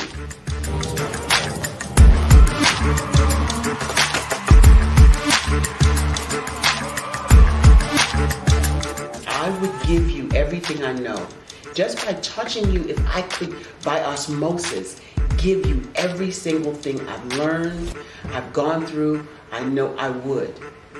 We know that's not possible, but as it is possible, I love to share information with people. Some of you out there, people have told you that you can't be, you can't have, you can't do. But I will tell you, like Kingston said, you can, you must, and you will. If it's to be, it's going to be me. You got to say it. If it's to be, it's going to be. If it's to be, it's going to be. If it's to be, it's going to be.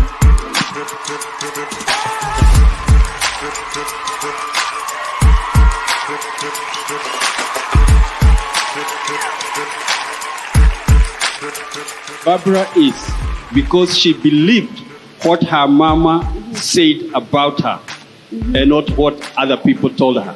Every day you wake up, when you're in a situation, it's your choice whether it's an advantage or the disadvantage. She gained her confidence and her life, and now she is a testimony.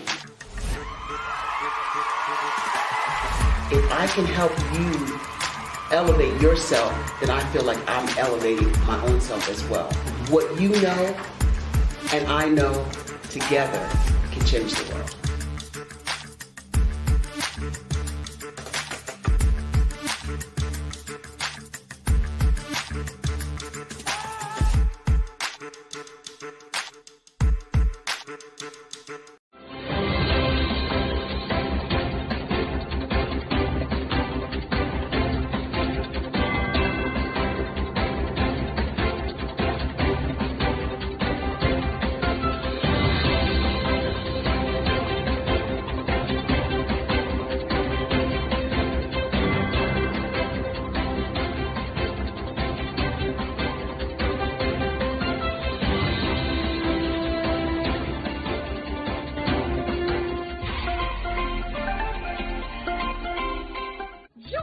Dr. Eric Kelly III and a host of phenomenal speakers from all around the globe for this 7-day virtual event that you don't want to miss. The mission of the Black Business Expo is to raise scholarship money from kids all the way from high school, all the way from college. The Black Business Olympics is one of the largest Black business showcases in the world. It is an opportunity for businesses and companies to showcase their businesses globally. We are going to be giving away laptops up to $5,000 away to students. Again, I'm Olivia Appleberry, the founder of 2 Cents Finance and one of the speakers for the expo. I am so excited to see you there. For more info, go to www.blackbusinessexpousa.com or call 919-308-9090 and hope to see you there. I am Black Business. From the moment I wake until the time I sleep. Yes, I am Black Business. I am Black Business. Tell me, are you Black Business? I am Black Business. Do you support Black businesses? Listen, I support Black business because I am Black Business. Black Business Expo, one of the largest business showcases in the history of Black business in the world. The world! Sign up today at www.blackbusinessexpousa.com or call 919-308-9090. I am Black Business. I am Black Business. From the moment I wake until the time I sleep, I am Black Business. I am Black Business. Are you Black Business? I am Black Business. Do you support Black businesses? I support Black business because I am Black business. Black Business Expo, one of the largest business showcases in the history of Black America in North Carolina. Join Dr. Eric Kelly III and a host of phenomenal speakers from all around the globe for this 7-day virtual event that you don't want to miss. The mission of the Black Business Expo is to raise scholarship money from kids all the way from high school, all the way from college. The Black Business Olympics is one of the largest Black business showcases in the world. It is an opportunity for businesses and companies to showcase their businesses globally. We are going to be giving away laptops up to $5,000 away to students. Again, I'm Olivia Appleberry, the founder of 2 Cents Finance and one of the speakers for the expo. I am so excited to see you there. For more info, go to www.blackbusinessexpousa.com blackbusinessusa.com or call 919-308-9090 and hope to see you there. I am Black Business. From the moment I wake until the time I sleep. Yes, I am Black Business. I am Black Business. Tell me, are you Black Business? Black Business Expo, one of the largest business showcases in the history of Black business in the world.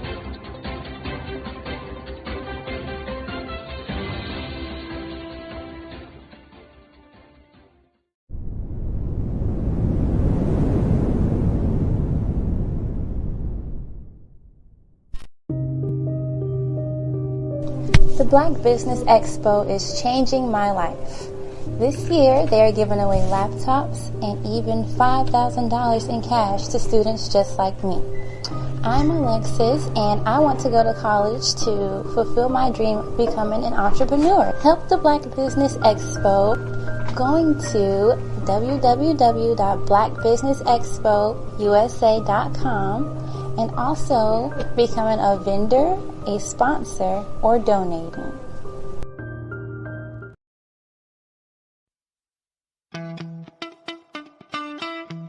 How many times have you been asked to help someone you didn't even know, a student, a business entrepreneur, or did you ever even ask, where did they end up? That business, that friend, that entrepreneur. Well, just maybe they ended up in a gang, bankrupt, homeless, or worse, dead. Maybe they turned to crime, drugs, and alcohol. Did you ever wonder? Did you destroy their dream, or was your life always so easy? At the Black Business Olympics, we started a movement to help students complete. Give them hope and foster success. Help them to leave their dreams of providing laptops, computers, and up to $5,000 in scholarship funds. Today, we ask you to help a student, a business owner, or an entrepreneur to realize their dream by sponsoring them, supporting them, and buying from them. Consider this. With $1.6 trillion in our Black community, we only ask for a small donation for our students, our businesses, and our entrepreneurs. And you can change a life today. So I ask you, what are you going to do? Sit on the sideline and watch our students in high school be leaders, miss out on their dream from lack of resources? Or are you going to donate to the movement and change their future and yours as well? Give us a call today at 919-308-9090. Change their life by investing with action to the Black Business Olympic Fund. The Black Business Olympics, one of the largest business showcases of Black business in the history of the world.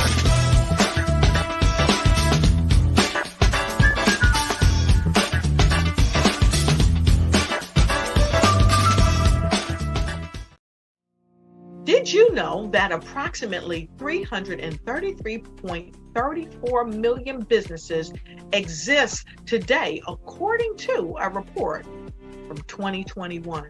And you may be one of those businesses, or maybe you're not in the business market yet, but you're aspiring to be a business owner. Well, guess what? You're in the right place at the right time. Because let's face it, everything is about timing and opportunity. Hi, my name is Dr. Lotus Richey, and I'm the CEO and founder of the Lotus Richey Coaching and Consulting LLC, along with the Lotus Richey Ignite Show. 15 minutes of success with Dr. Lotus Richey, as well as books to boom your business and bring who you are. And today, I want to bring this amazing message to you about the Black Business Network and the Black Business Olympics.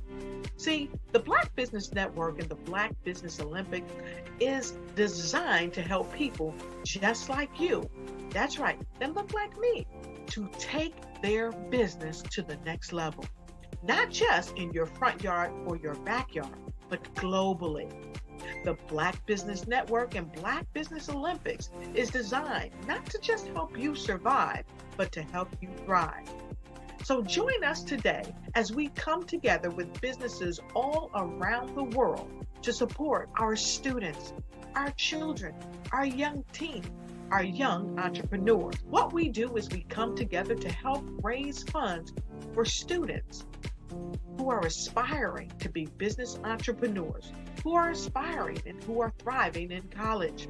We endow them with a wonderful opportunity to gain scholarship of either a laptop or several thousands of dollars. And we invite you to help be a contributor to this amazing opportunity to help someone that looks just like you. So join us today at our website and let us connect with you and help you ignite and take flight in every area of your life on the Black Business Network and the Black Business Olympics. I'll see you on the other side.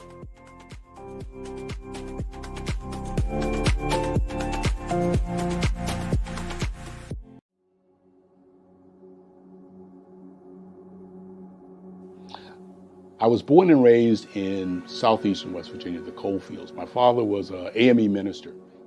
For me, I was very fortunate. Even though I grew up in the segregated South, I was surrounded by flourishing Black businesses, doctors, lawyers, bankers, dentists. They were all there and they were all successful. And I guess that's part of my dream, is to see that success come back.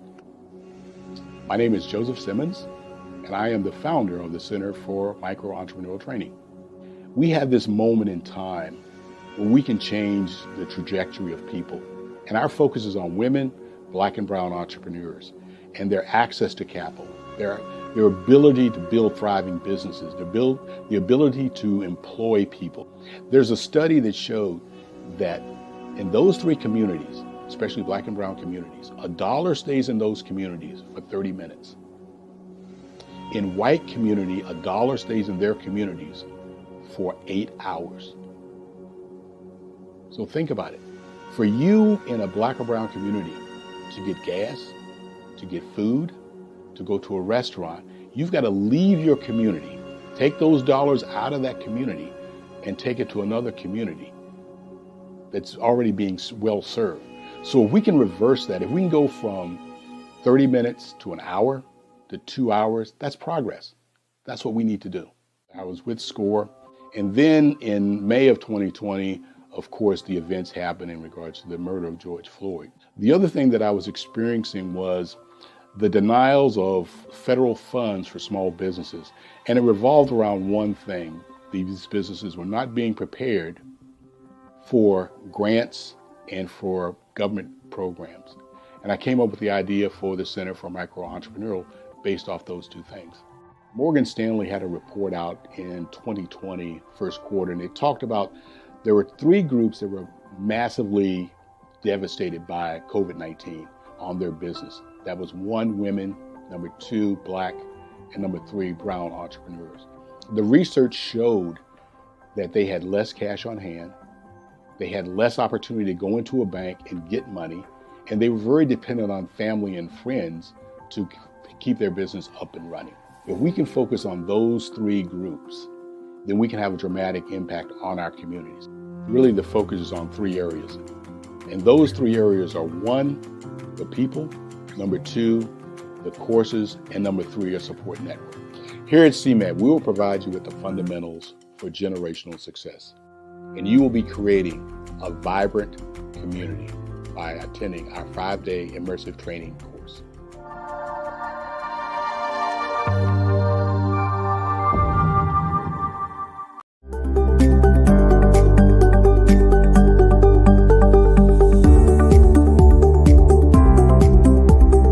My name is Katie Bennett, and I own Lexicon Presents Publishing. We are a publishing and media company that helps you take your story and share it with the world.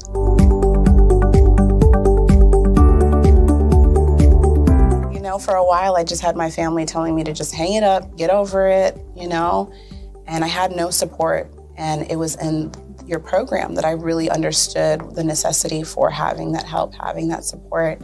And so now I actually feel like a CEO as we scale, as our clientele changes, as my company is opening doors for other people to, you know, take care of their families. It's just completely changed from just a mom who was publishing books.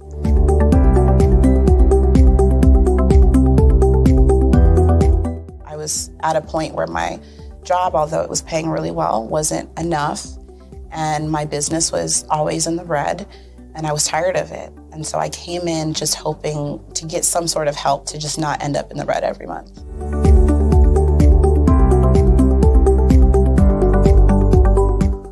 Ooh, wow. Okay, so there was one in particular, I cannot remember his name, but he asked me, he said, why are you in business? And I told him that I wanted to make a difference and I want to help my community. And he let me ramble on for a while. And then when I was done, he was like, okay, all of those things are great. They make you a humanitarian, not a business owner. And he was the one who told me, he's like, you know, you have this great service and you're offering it at like a great value price. So to someone like myself, we don't know that we're going to get the value of what you're actually bringing. And so that gave me the confidence I needed to raise my price. It gave me the confidence to go after my, you know, my actual client that I actually prefer to work with. And it really just changed everything for me. I don't think without him kind of giving me that push, I don't think I would have gotten to this point or position.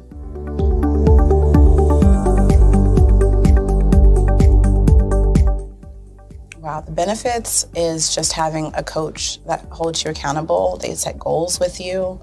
That's been my favorite part. She has amazing experience, you know, and so she brings her strategies and her ideas, and she helped me narrow down, you know, what services I actually wanted to offer, how I could actually continue to offer it, how many clients at one time could I have.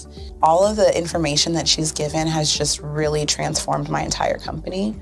And so I know I would have never gotten to where I am today and having some of these partnerships that I'm, you know, having now without her help.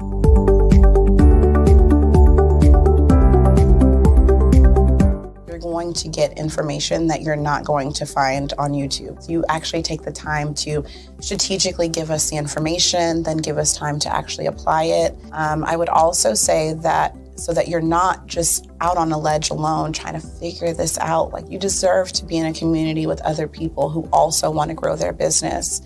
And then finally, you know, the biggest thing I think I took away from CMET was that I had a whole office in Longwood, I still do, and at the time I had not paid my business tax receipt. I didn't know that that was something you had to do. So that was like one of the first couple days of information, and I'm like, oh my gosh, let me go get that together right now. So I'm really glad that, you know, CMET was there for myself, and, you know, anybody else who has the opportunity, they need to do it.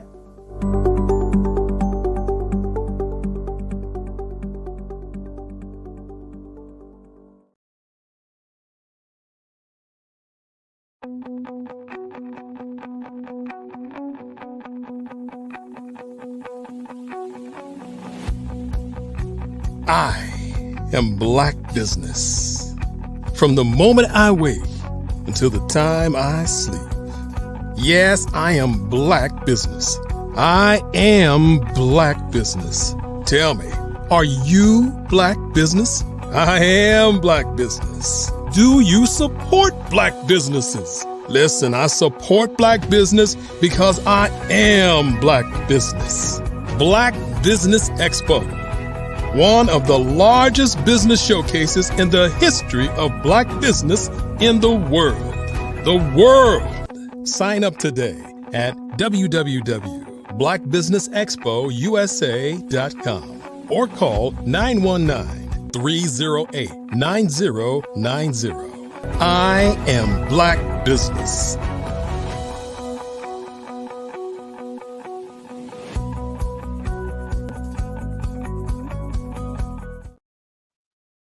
Good afternoon again. My name is RJ Stevenson, and I am your moderator this morning on the Black Business Network. Good morning, business owners, entrepreneurs, thought leaders, and corporations. Welcome to the Black Business Network. My name again is RJ Stevenson, the CEO of Creative Concepts Production and Design, and I'm your business moderator this morning for the Black Business Network. The Black Business Network is a 24-hour business network showing Black business owners, entrepreneurs, and thought leaders worldwide. We have speakers from North Carolina, London, Singapore, Africa, Japan, and cities all over the United States of America. The Black Business Network is a global community sharing its business knowledge to empower, inspire, and educate businesses about business. Our next speaker for the morning is Mr. Joseph Simmons, an extraordinary leader and compassionate philanthropist hailing from the vibrant city of Orlando, Florida.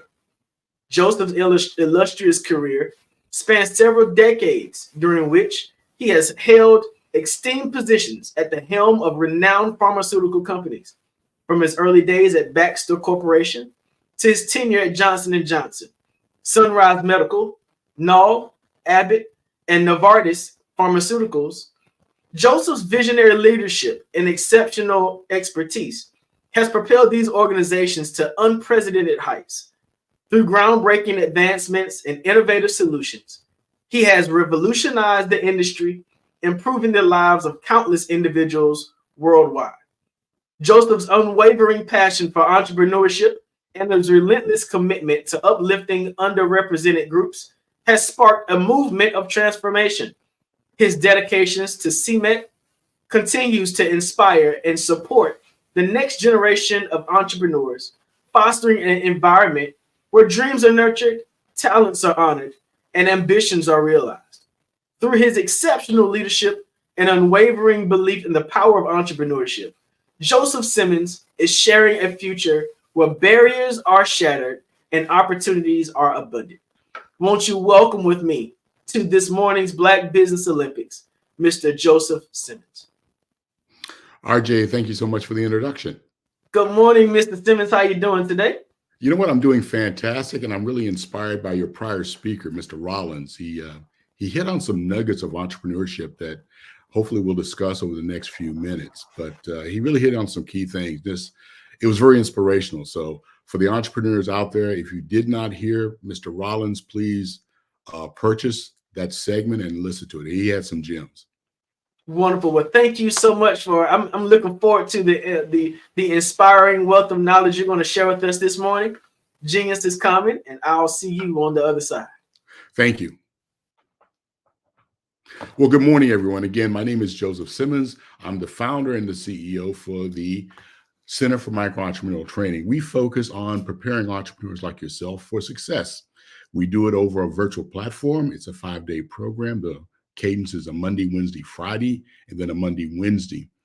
One of the things we talk about is, where are you at in your journey? Whether you're in ideation, whether you're a startup, whether you're not generating revenue, or whether you are generating revenue, the Center for Micro-Entrepreneurial Training is the site for you. And we welcome you to join our training program. The next one will be on May 13th. But today I'm going to speak to you in regards to Entrepreneurship 101. And let's start with this quote. All our dreams come true if we have the courage to pursue them. So here you are, an entrepreneur or an aspiring entrepreneur, you're beginning your journey, and you think about what you want to do with your business and how you want to create your business and what kind of business you want to have, and the dreams that you now have, you want to turn into reality. So what are some of the steps you need to do? Well, one of the things you need to think about is, what is your business and what are the challenges of your business? In one of the prior commercials on here, the Black Business Expo, one of the entrepreneurs spoke about there are 330 odd businesses in the US. But think about this number. Only 2% are minority-owned businesses. And what are the challenges of minority-owned businesses? Only 2 out of 10 will succeed. And what are their struggles when they don't succeed? Well, it really revolves around 3 things. 1, lack of access to capital. 2, not having the fundamental training on business. As I was speaking with RJ previously, Mr. Rollins, who was the prior presenter, spoke about one of the individuals in his network told him he did not know about business. So you really need to lay down that foundation, the fundamentals of business, understanding cash flow, balance sheet, understanding marketing, understanding what's your value proposition, understanding access to capital, what's your business plan, what's your strategic plan. The third thing is understanding your market. You know, you've got this idea for a business, whether it's a product or service. Who's your target audience? Can you replicate this numerous times and have the quality the same? What is your end goal? Is your end goal to sell the business? Is the end goal to pass this business on to someone of your family members? Or what is going to be the goal of this business? To buy another business, to expand and scale? These are all the things that you need to think about in regards to starting a business, your vision, entrepreneurship. So here you are, you're sitting in an office and you have this dream, and you probably may be working for someone. So you have to realize that there's a transition from being an employee to an entrepreneur. As an employee, everything is set out for you. You have a structure, you have a job description, all the resources you need to be successful are there. You have a manager to give you direction and focus. You have someone to give you a schedule. You're going to work from 8 to 5 or 9 to 5 or 10 to 6. You have security. You have a 401k. You have a salary. You may have a company car. You may have other benefits that gives you the security of being an employee. Now you flip it to becoming an entrepreneur, living your dream. What does that look like? Well, it's ambiguous. There really is no structure. You know, there's no job description. Resources, you've got to create the resources. You've got to unpack bags, clean floors, dust, mop, but you also have to develop your social media links. You have to market. You have to develop a sales strategy. You have to have a business plan. You're the one that sets leadership and direction. Your schedule is flexible. You could be working 8 hours or you can be working 16 hours. But at the end, you have this financial freedom. You have this risk that you're willing to take, this adventure you want to go on for the rest of your life in regards to entrepreneurship. Those are the two things you have to think about and kind of reconcile which one of those roads you want to take. Stay an employee or become an entrepreneur. Because an entrepreneur is seeking financial rewards. They want to impact others. They want to have a say in what goes on in their community and be able to help and assist in that. You want to help clients. You want to make change. You want to provide them with solutions to challenges that may be going on in their businesses. You want to give them the products to meet those challenges. That is what you aspire as an entrepreneur.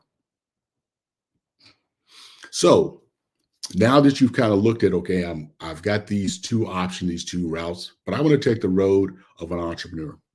So what are the things you have to kind of think through now? Well, if it's a product or service, you've got to think through, can I make a profit at this? Because at the end of the day, your business has to make a profit. You've got to earn a salary. You've got to provide benefits. You've got to be able to afford to pay or cover the salaries of your employees. Another question you need to ask yourself, is there a need for my product or service? If there's no need, then there's no business. Let's just be honest. The other thing that you really need to craft out is, can you use this product or service every day?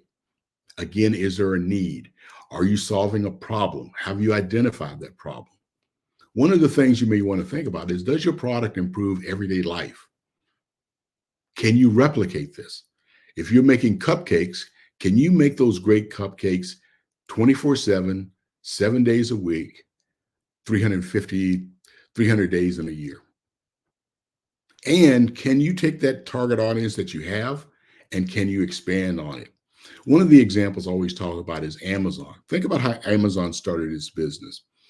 Amazon was basically selling books. Jeff Bezos was in the basement of his house. He started out by selling books. But then Amazon evolved. It got into products. Same customers that were buying books can now buy other things: clothing, pharmacy, medical. They can now do other things in regards to that model. Then he went into Prime Video. The same customers that were utilizing Prime are now watching his videos.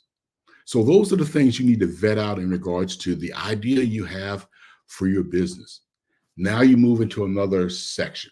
Okay, what are some of the concerns about growing and starting your business? Well, as I said before, you've got to acquire capital. You've got to be able to fund your business. You got to think through, how much capital do I need? You have to put together a strategic plan. You have to put together a budget. Where will you allocate your resources? How will you spend your money? What kind of salary do you want to draw as a business owner? Running and operating your business. I think one of the prior presenters talked about, you've got to have a schedule. You know, a business has to have an operational process. You know, if you're making these cupcakes, you know, you've got to break flour, milk, other ingredients to make those cupcakes. When do you make them? Do you make them in the morning or make them in the evening? How do you schedule things?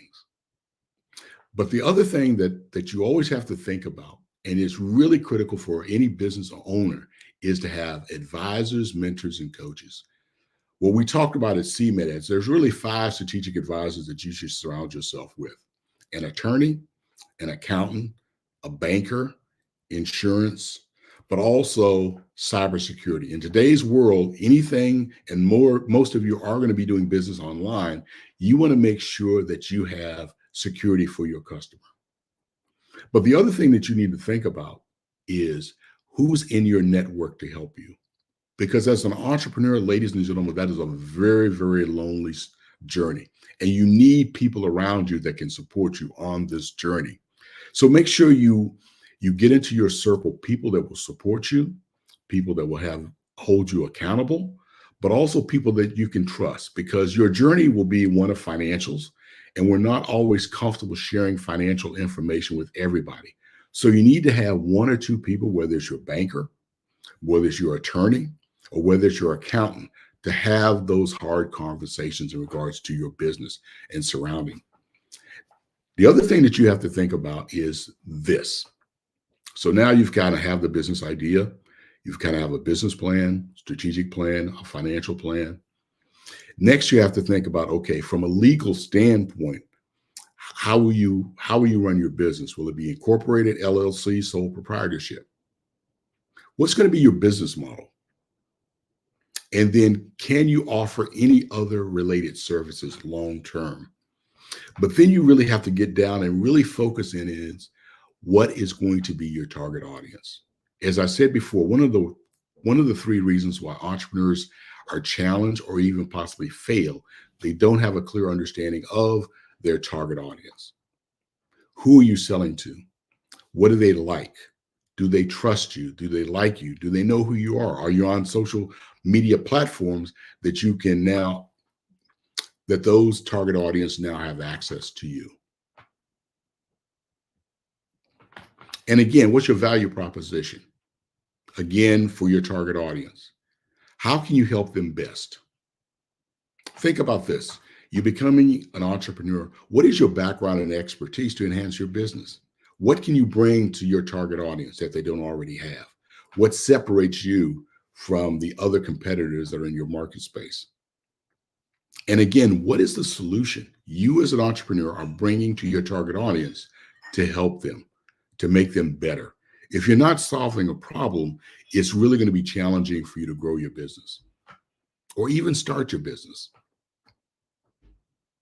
The other thing, again, getting back to your background or your expertise, is, are you professionally trained?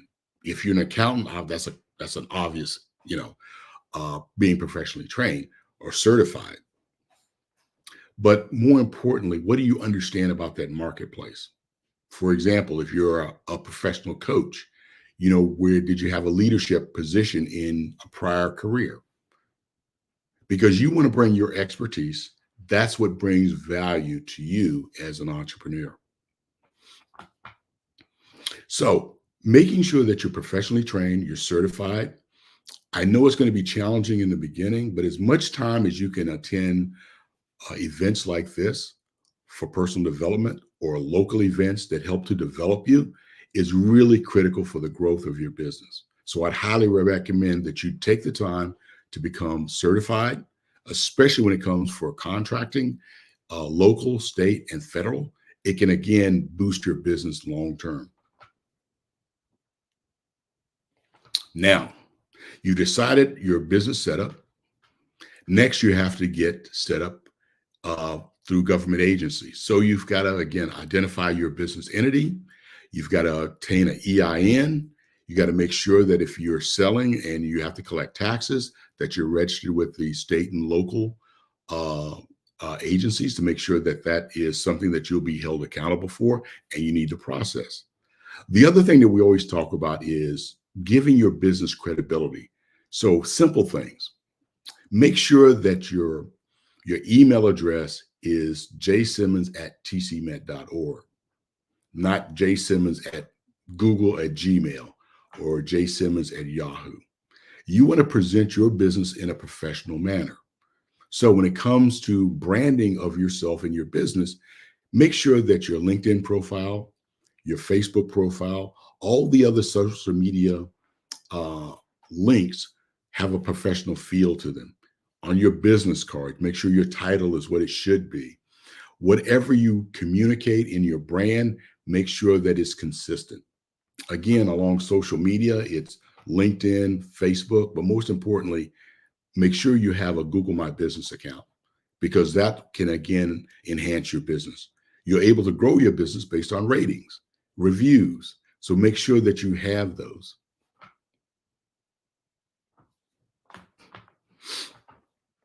One of the aspects that entrepreneurs sometimes overlook is making sure they understand their financials. What does that include? That includes balance sheet, that includes cash flow, and income statement. You as an entrepreneur need to have a good understanding of what your business costs and your sale price, or what is the cost of your services. Because many businesses fail because of lack of access to capital, not so much for loans, but they've underpriced their product. So therefore they can't generate the revenue to support them. So you've got to have a clear understanding of what your cost is, what your margins are, what your sale price is going to be. And you may need to set up structures where you have, if you look at a credit card, they have, you come in at an entry level, you have a mid level, and then you have a top level. You may want to look at those kind of models for your business, where you have different levels, and each one of those levels have different margins, because you're providing services that need to be compensated for. I think you heard in one of the commercials that we had, it's one thing to be a humanitarian, but it's another thing to be a business person. So again, don't confuse your passions for profits. And that's making sure you have a clear understanding of your business finances. And secondly, you have to make sure that you have good credit standing. Little things like making sure that your credit score is appropriate, making sure that it is what it should be. You have to monitor your credit, because basically for the first few years of operations, you are that business credit. In other words, your personal credit line, your personal credit score is your business. Once you get into the routine of growth, then again, your business becomes separate and your personal is something else. And your business will rely more on itself as opposed to you. That means little things, making sure you don't commingle your money. Make sure you have a business checking account and don't use your personal checking account for your business.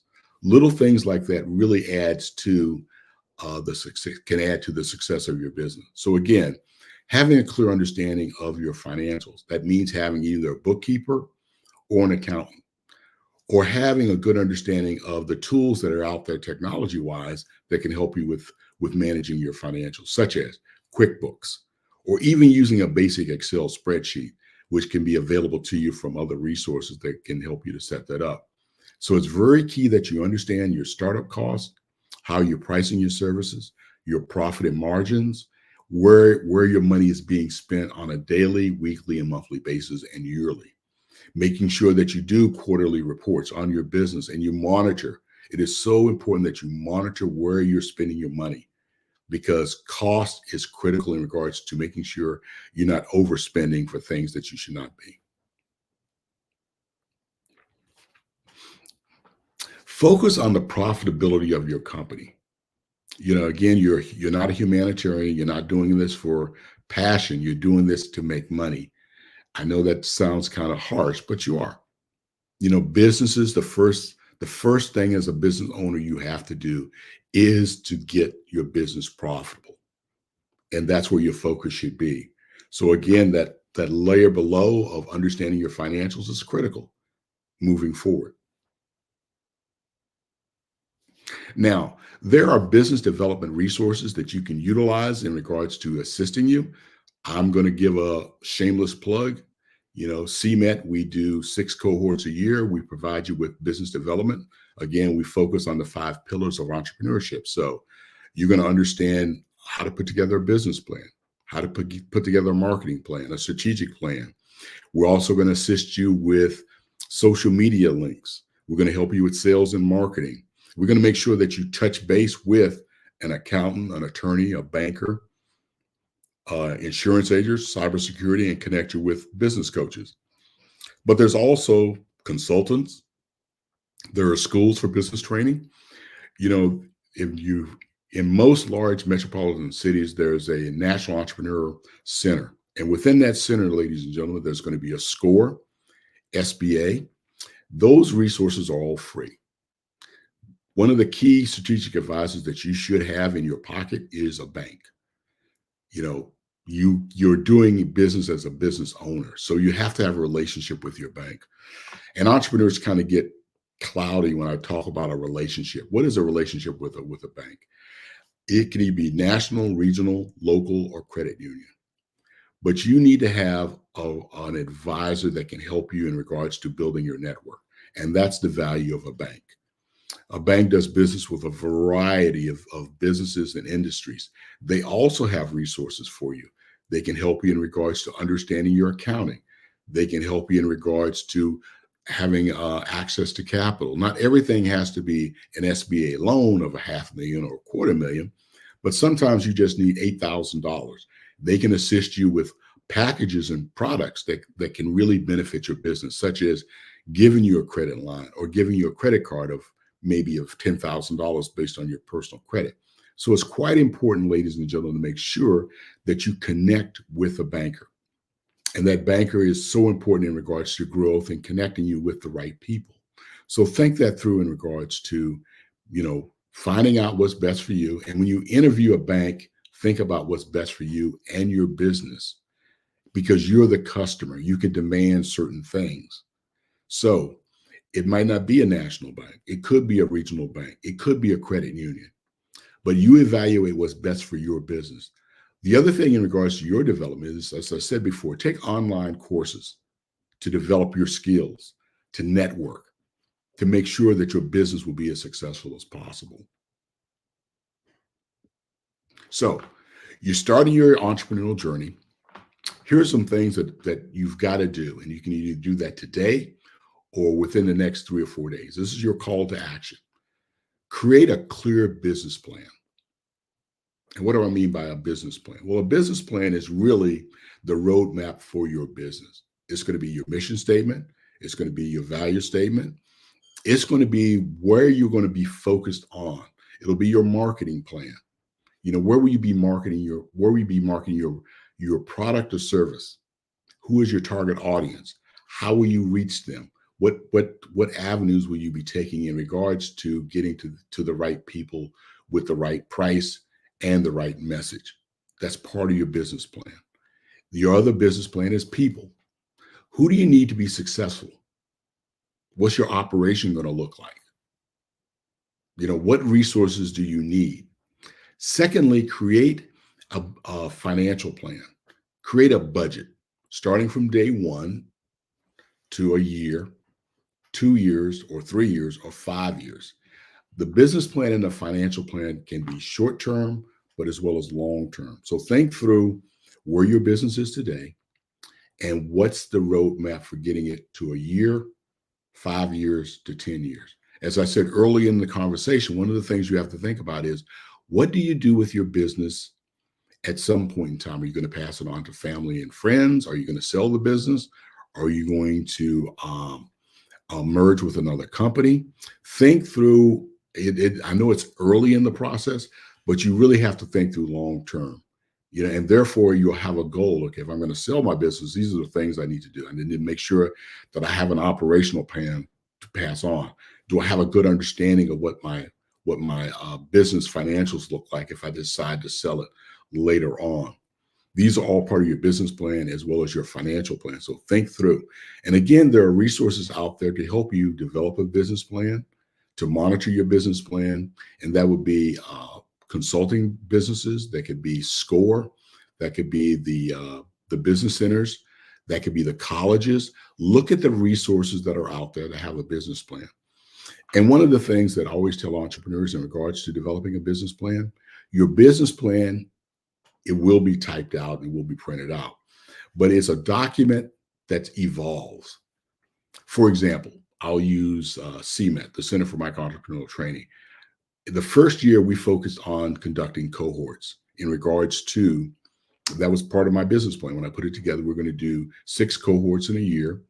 We had to have 12 to 15 subject matter experts. We had to have 12 to 18 entrepreneurs go through the program. And that was the vision that I had for CMET. Well, a year and a half into the program, one of the entrepreneurs that were going through my program said this to me. They said, Joe, we've gone through accelerators, we've gone through other business training programs, but we always felt like at the end of the program, we were dropped off a bus and here in no man's land and we had nowhere to go.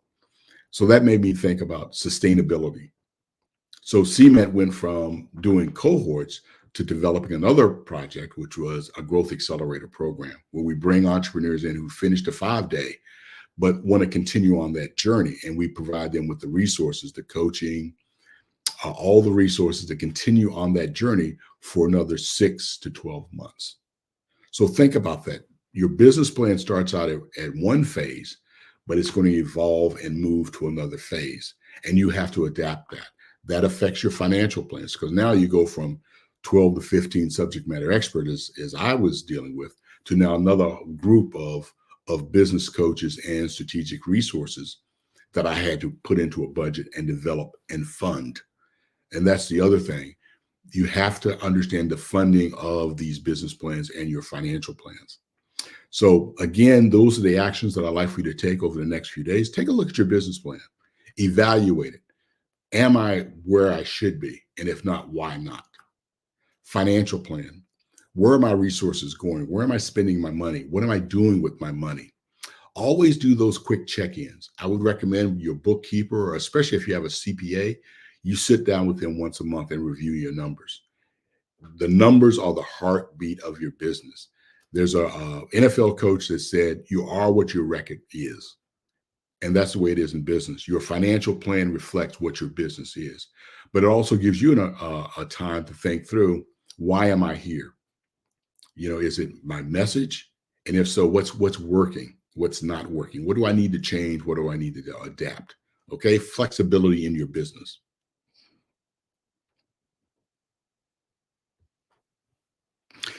So you think about what are the obstacles that are out there. Again, the obstacles that you're going to have to overcome are 3 things. Number 1, access to capital.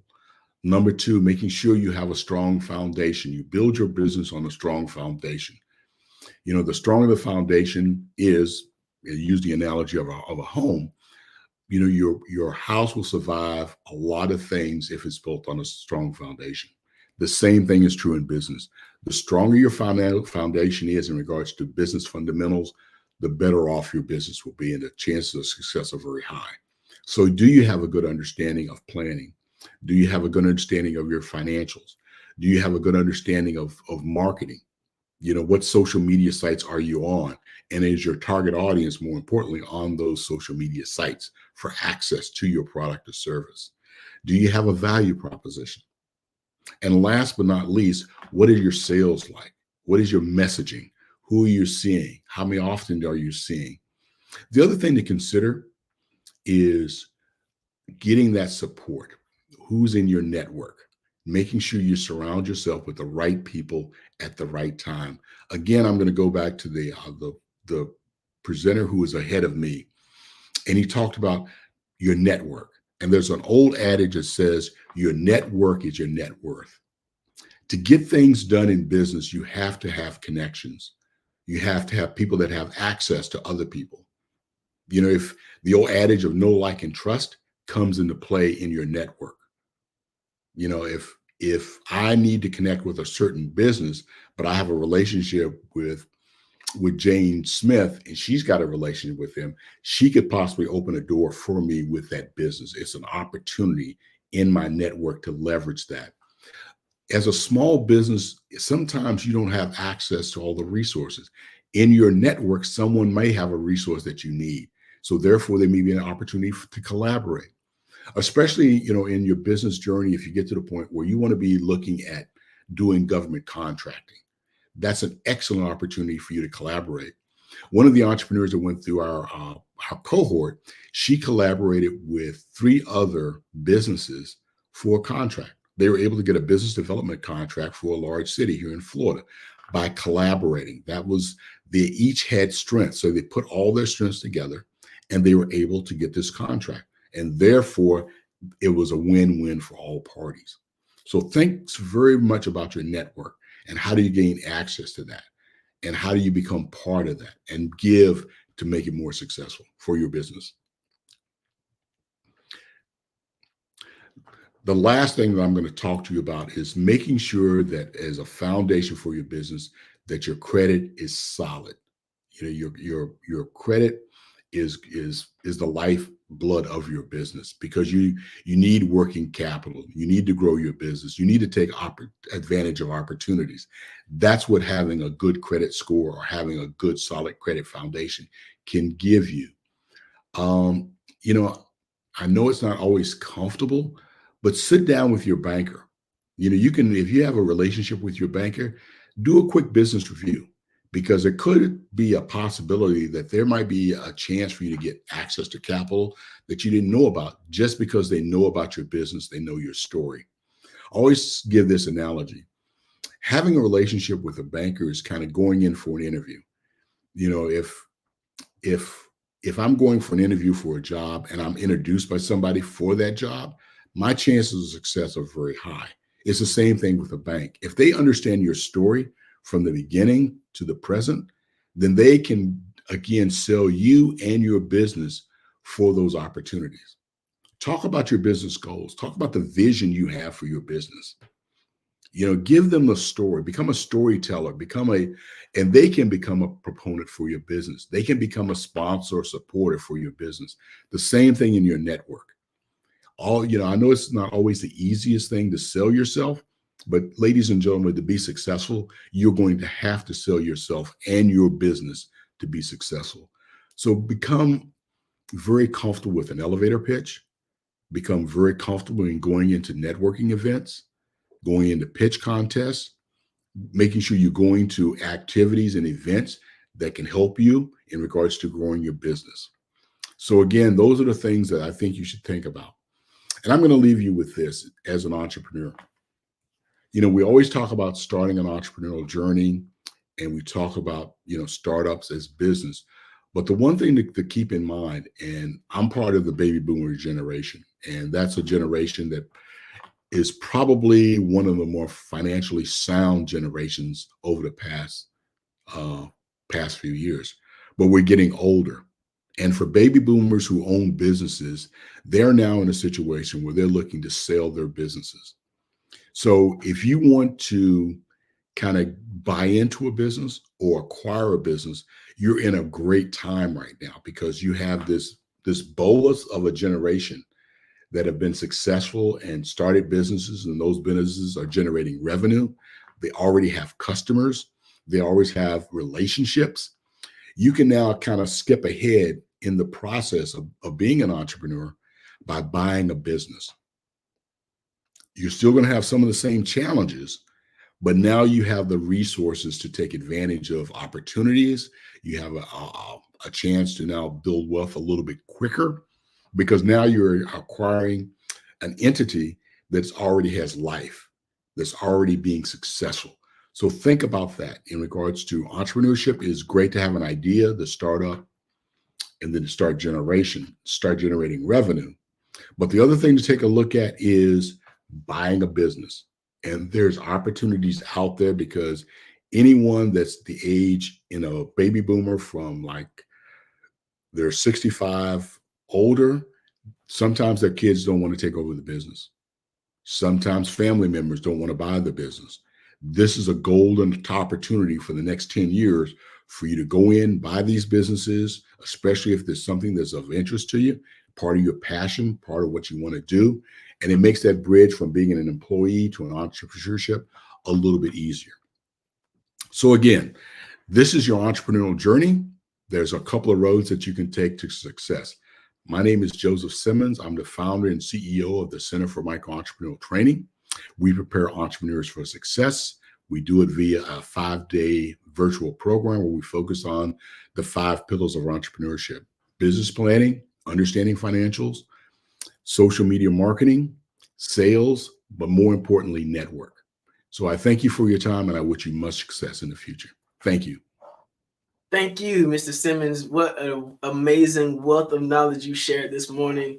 You know, of all the things that you shared, I hope that everybody, especially our business owners, takes a moment to consider CMET's program, signs up, that you have a wealth of knowledge that can really push them forward as an entrepreneur. Thank you for all that you shared.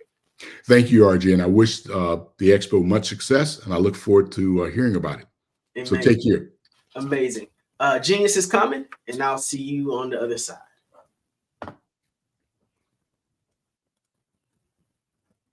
Wow, what an amazing, valuable wealth of knowledge that was shared.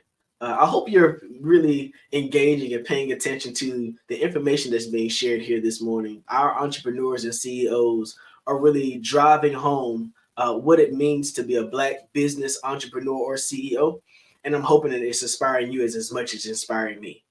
The Black Business Expo's mission is to raise funds for high school seniors going to college or K-12 entrepreneurs. The Expo is a fundraiser for students. You can go to www.blackbusinessexpo.usa to donate to the scholarship fund, or use the Cash App that's on the screen below, $BBXUSA. Our goal is to give laptops and up to $5,000 to 10 students.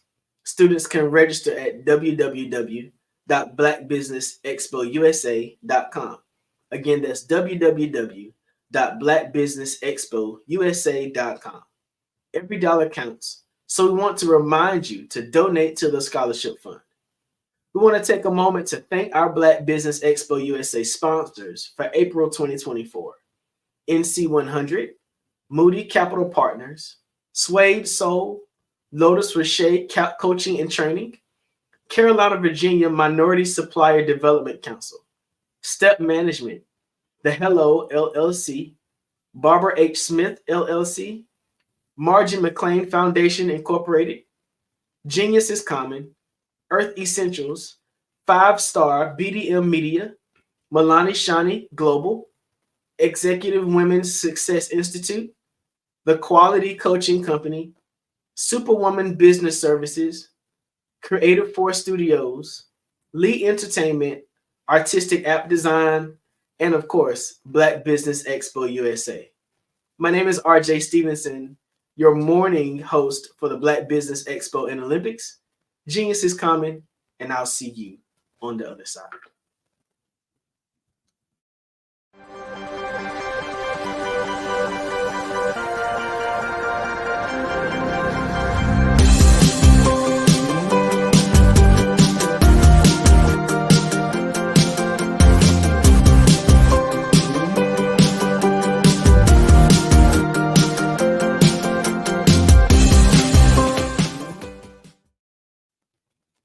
Artist to me is a creative expression of something from nothing.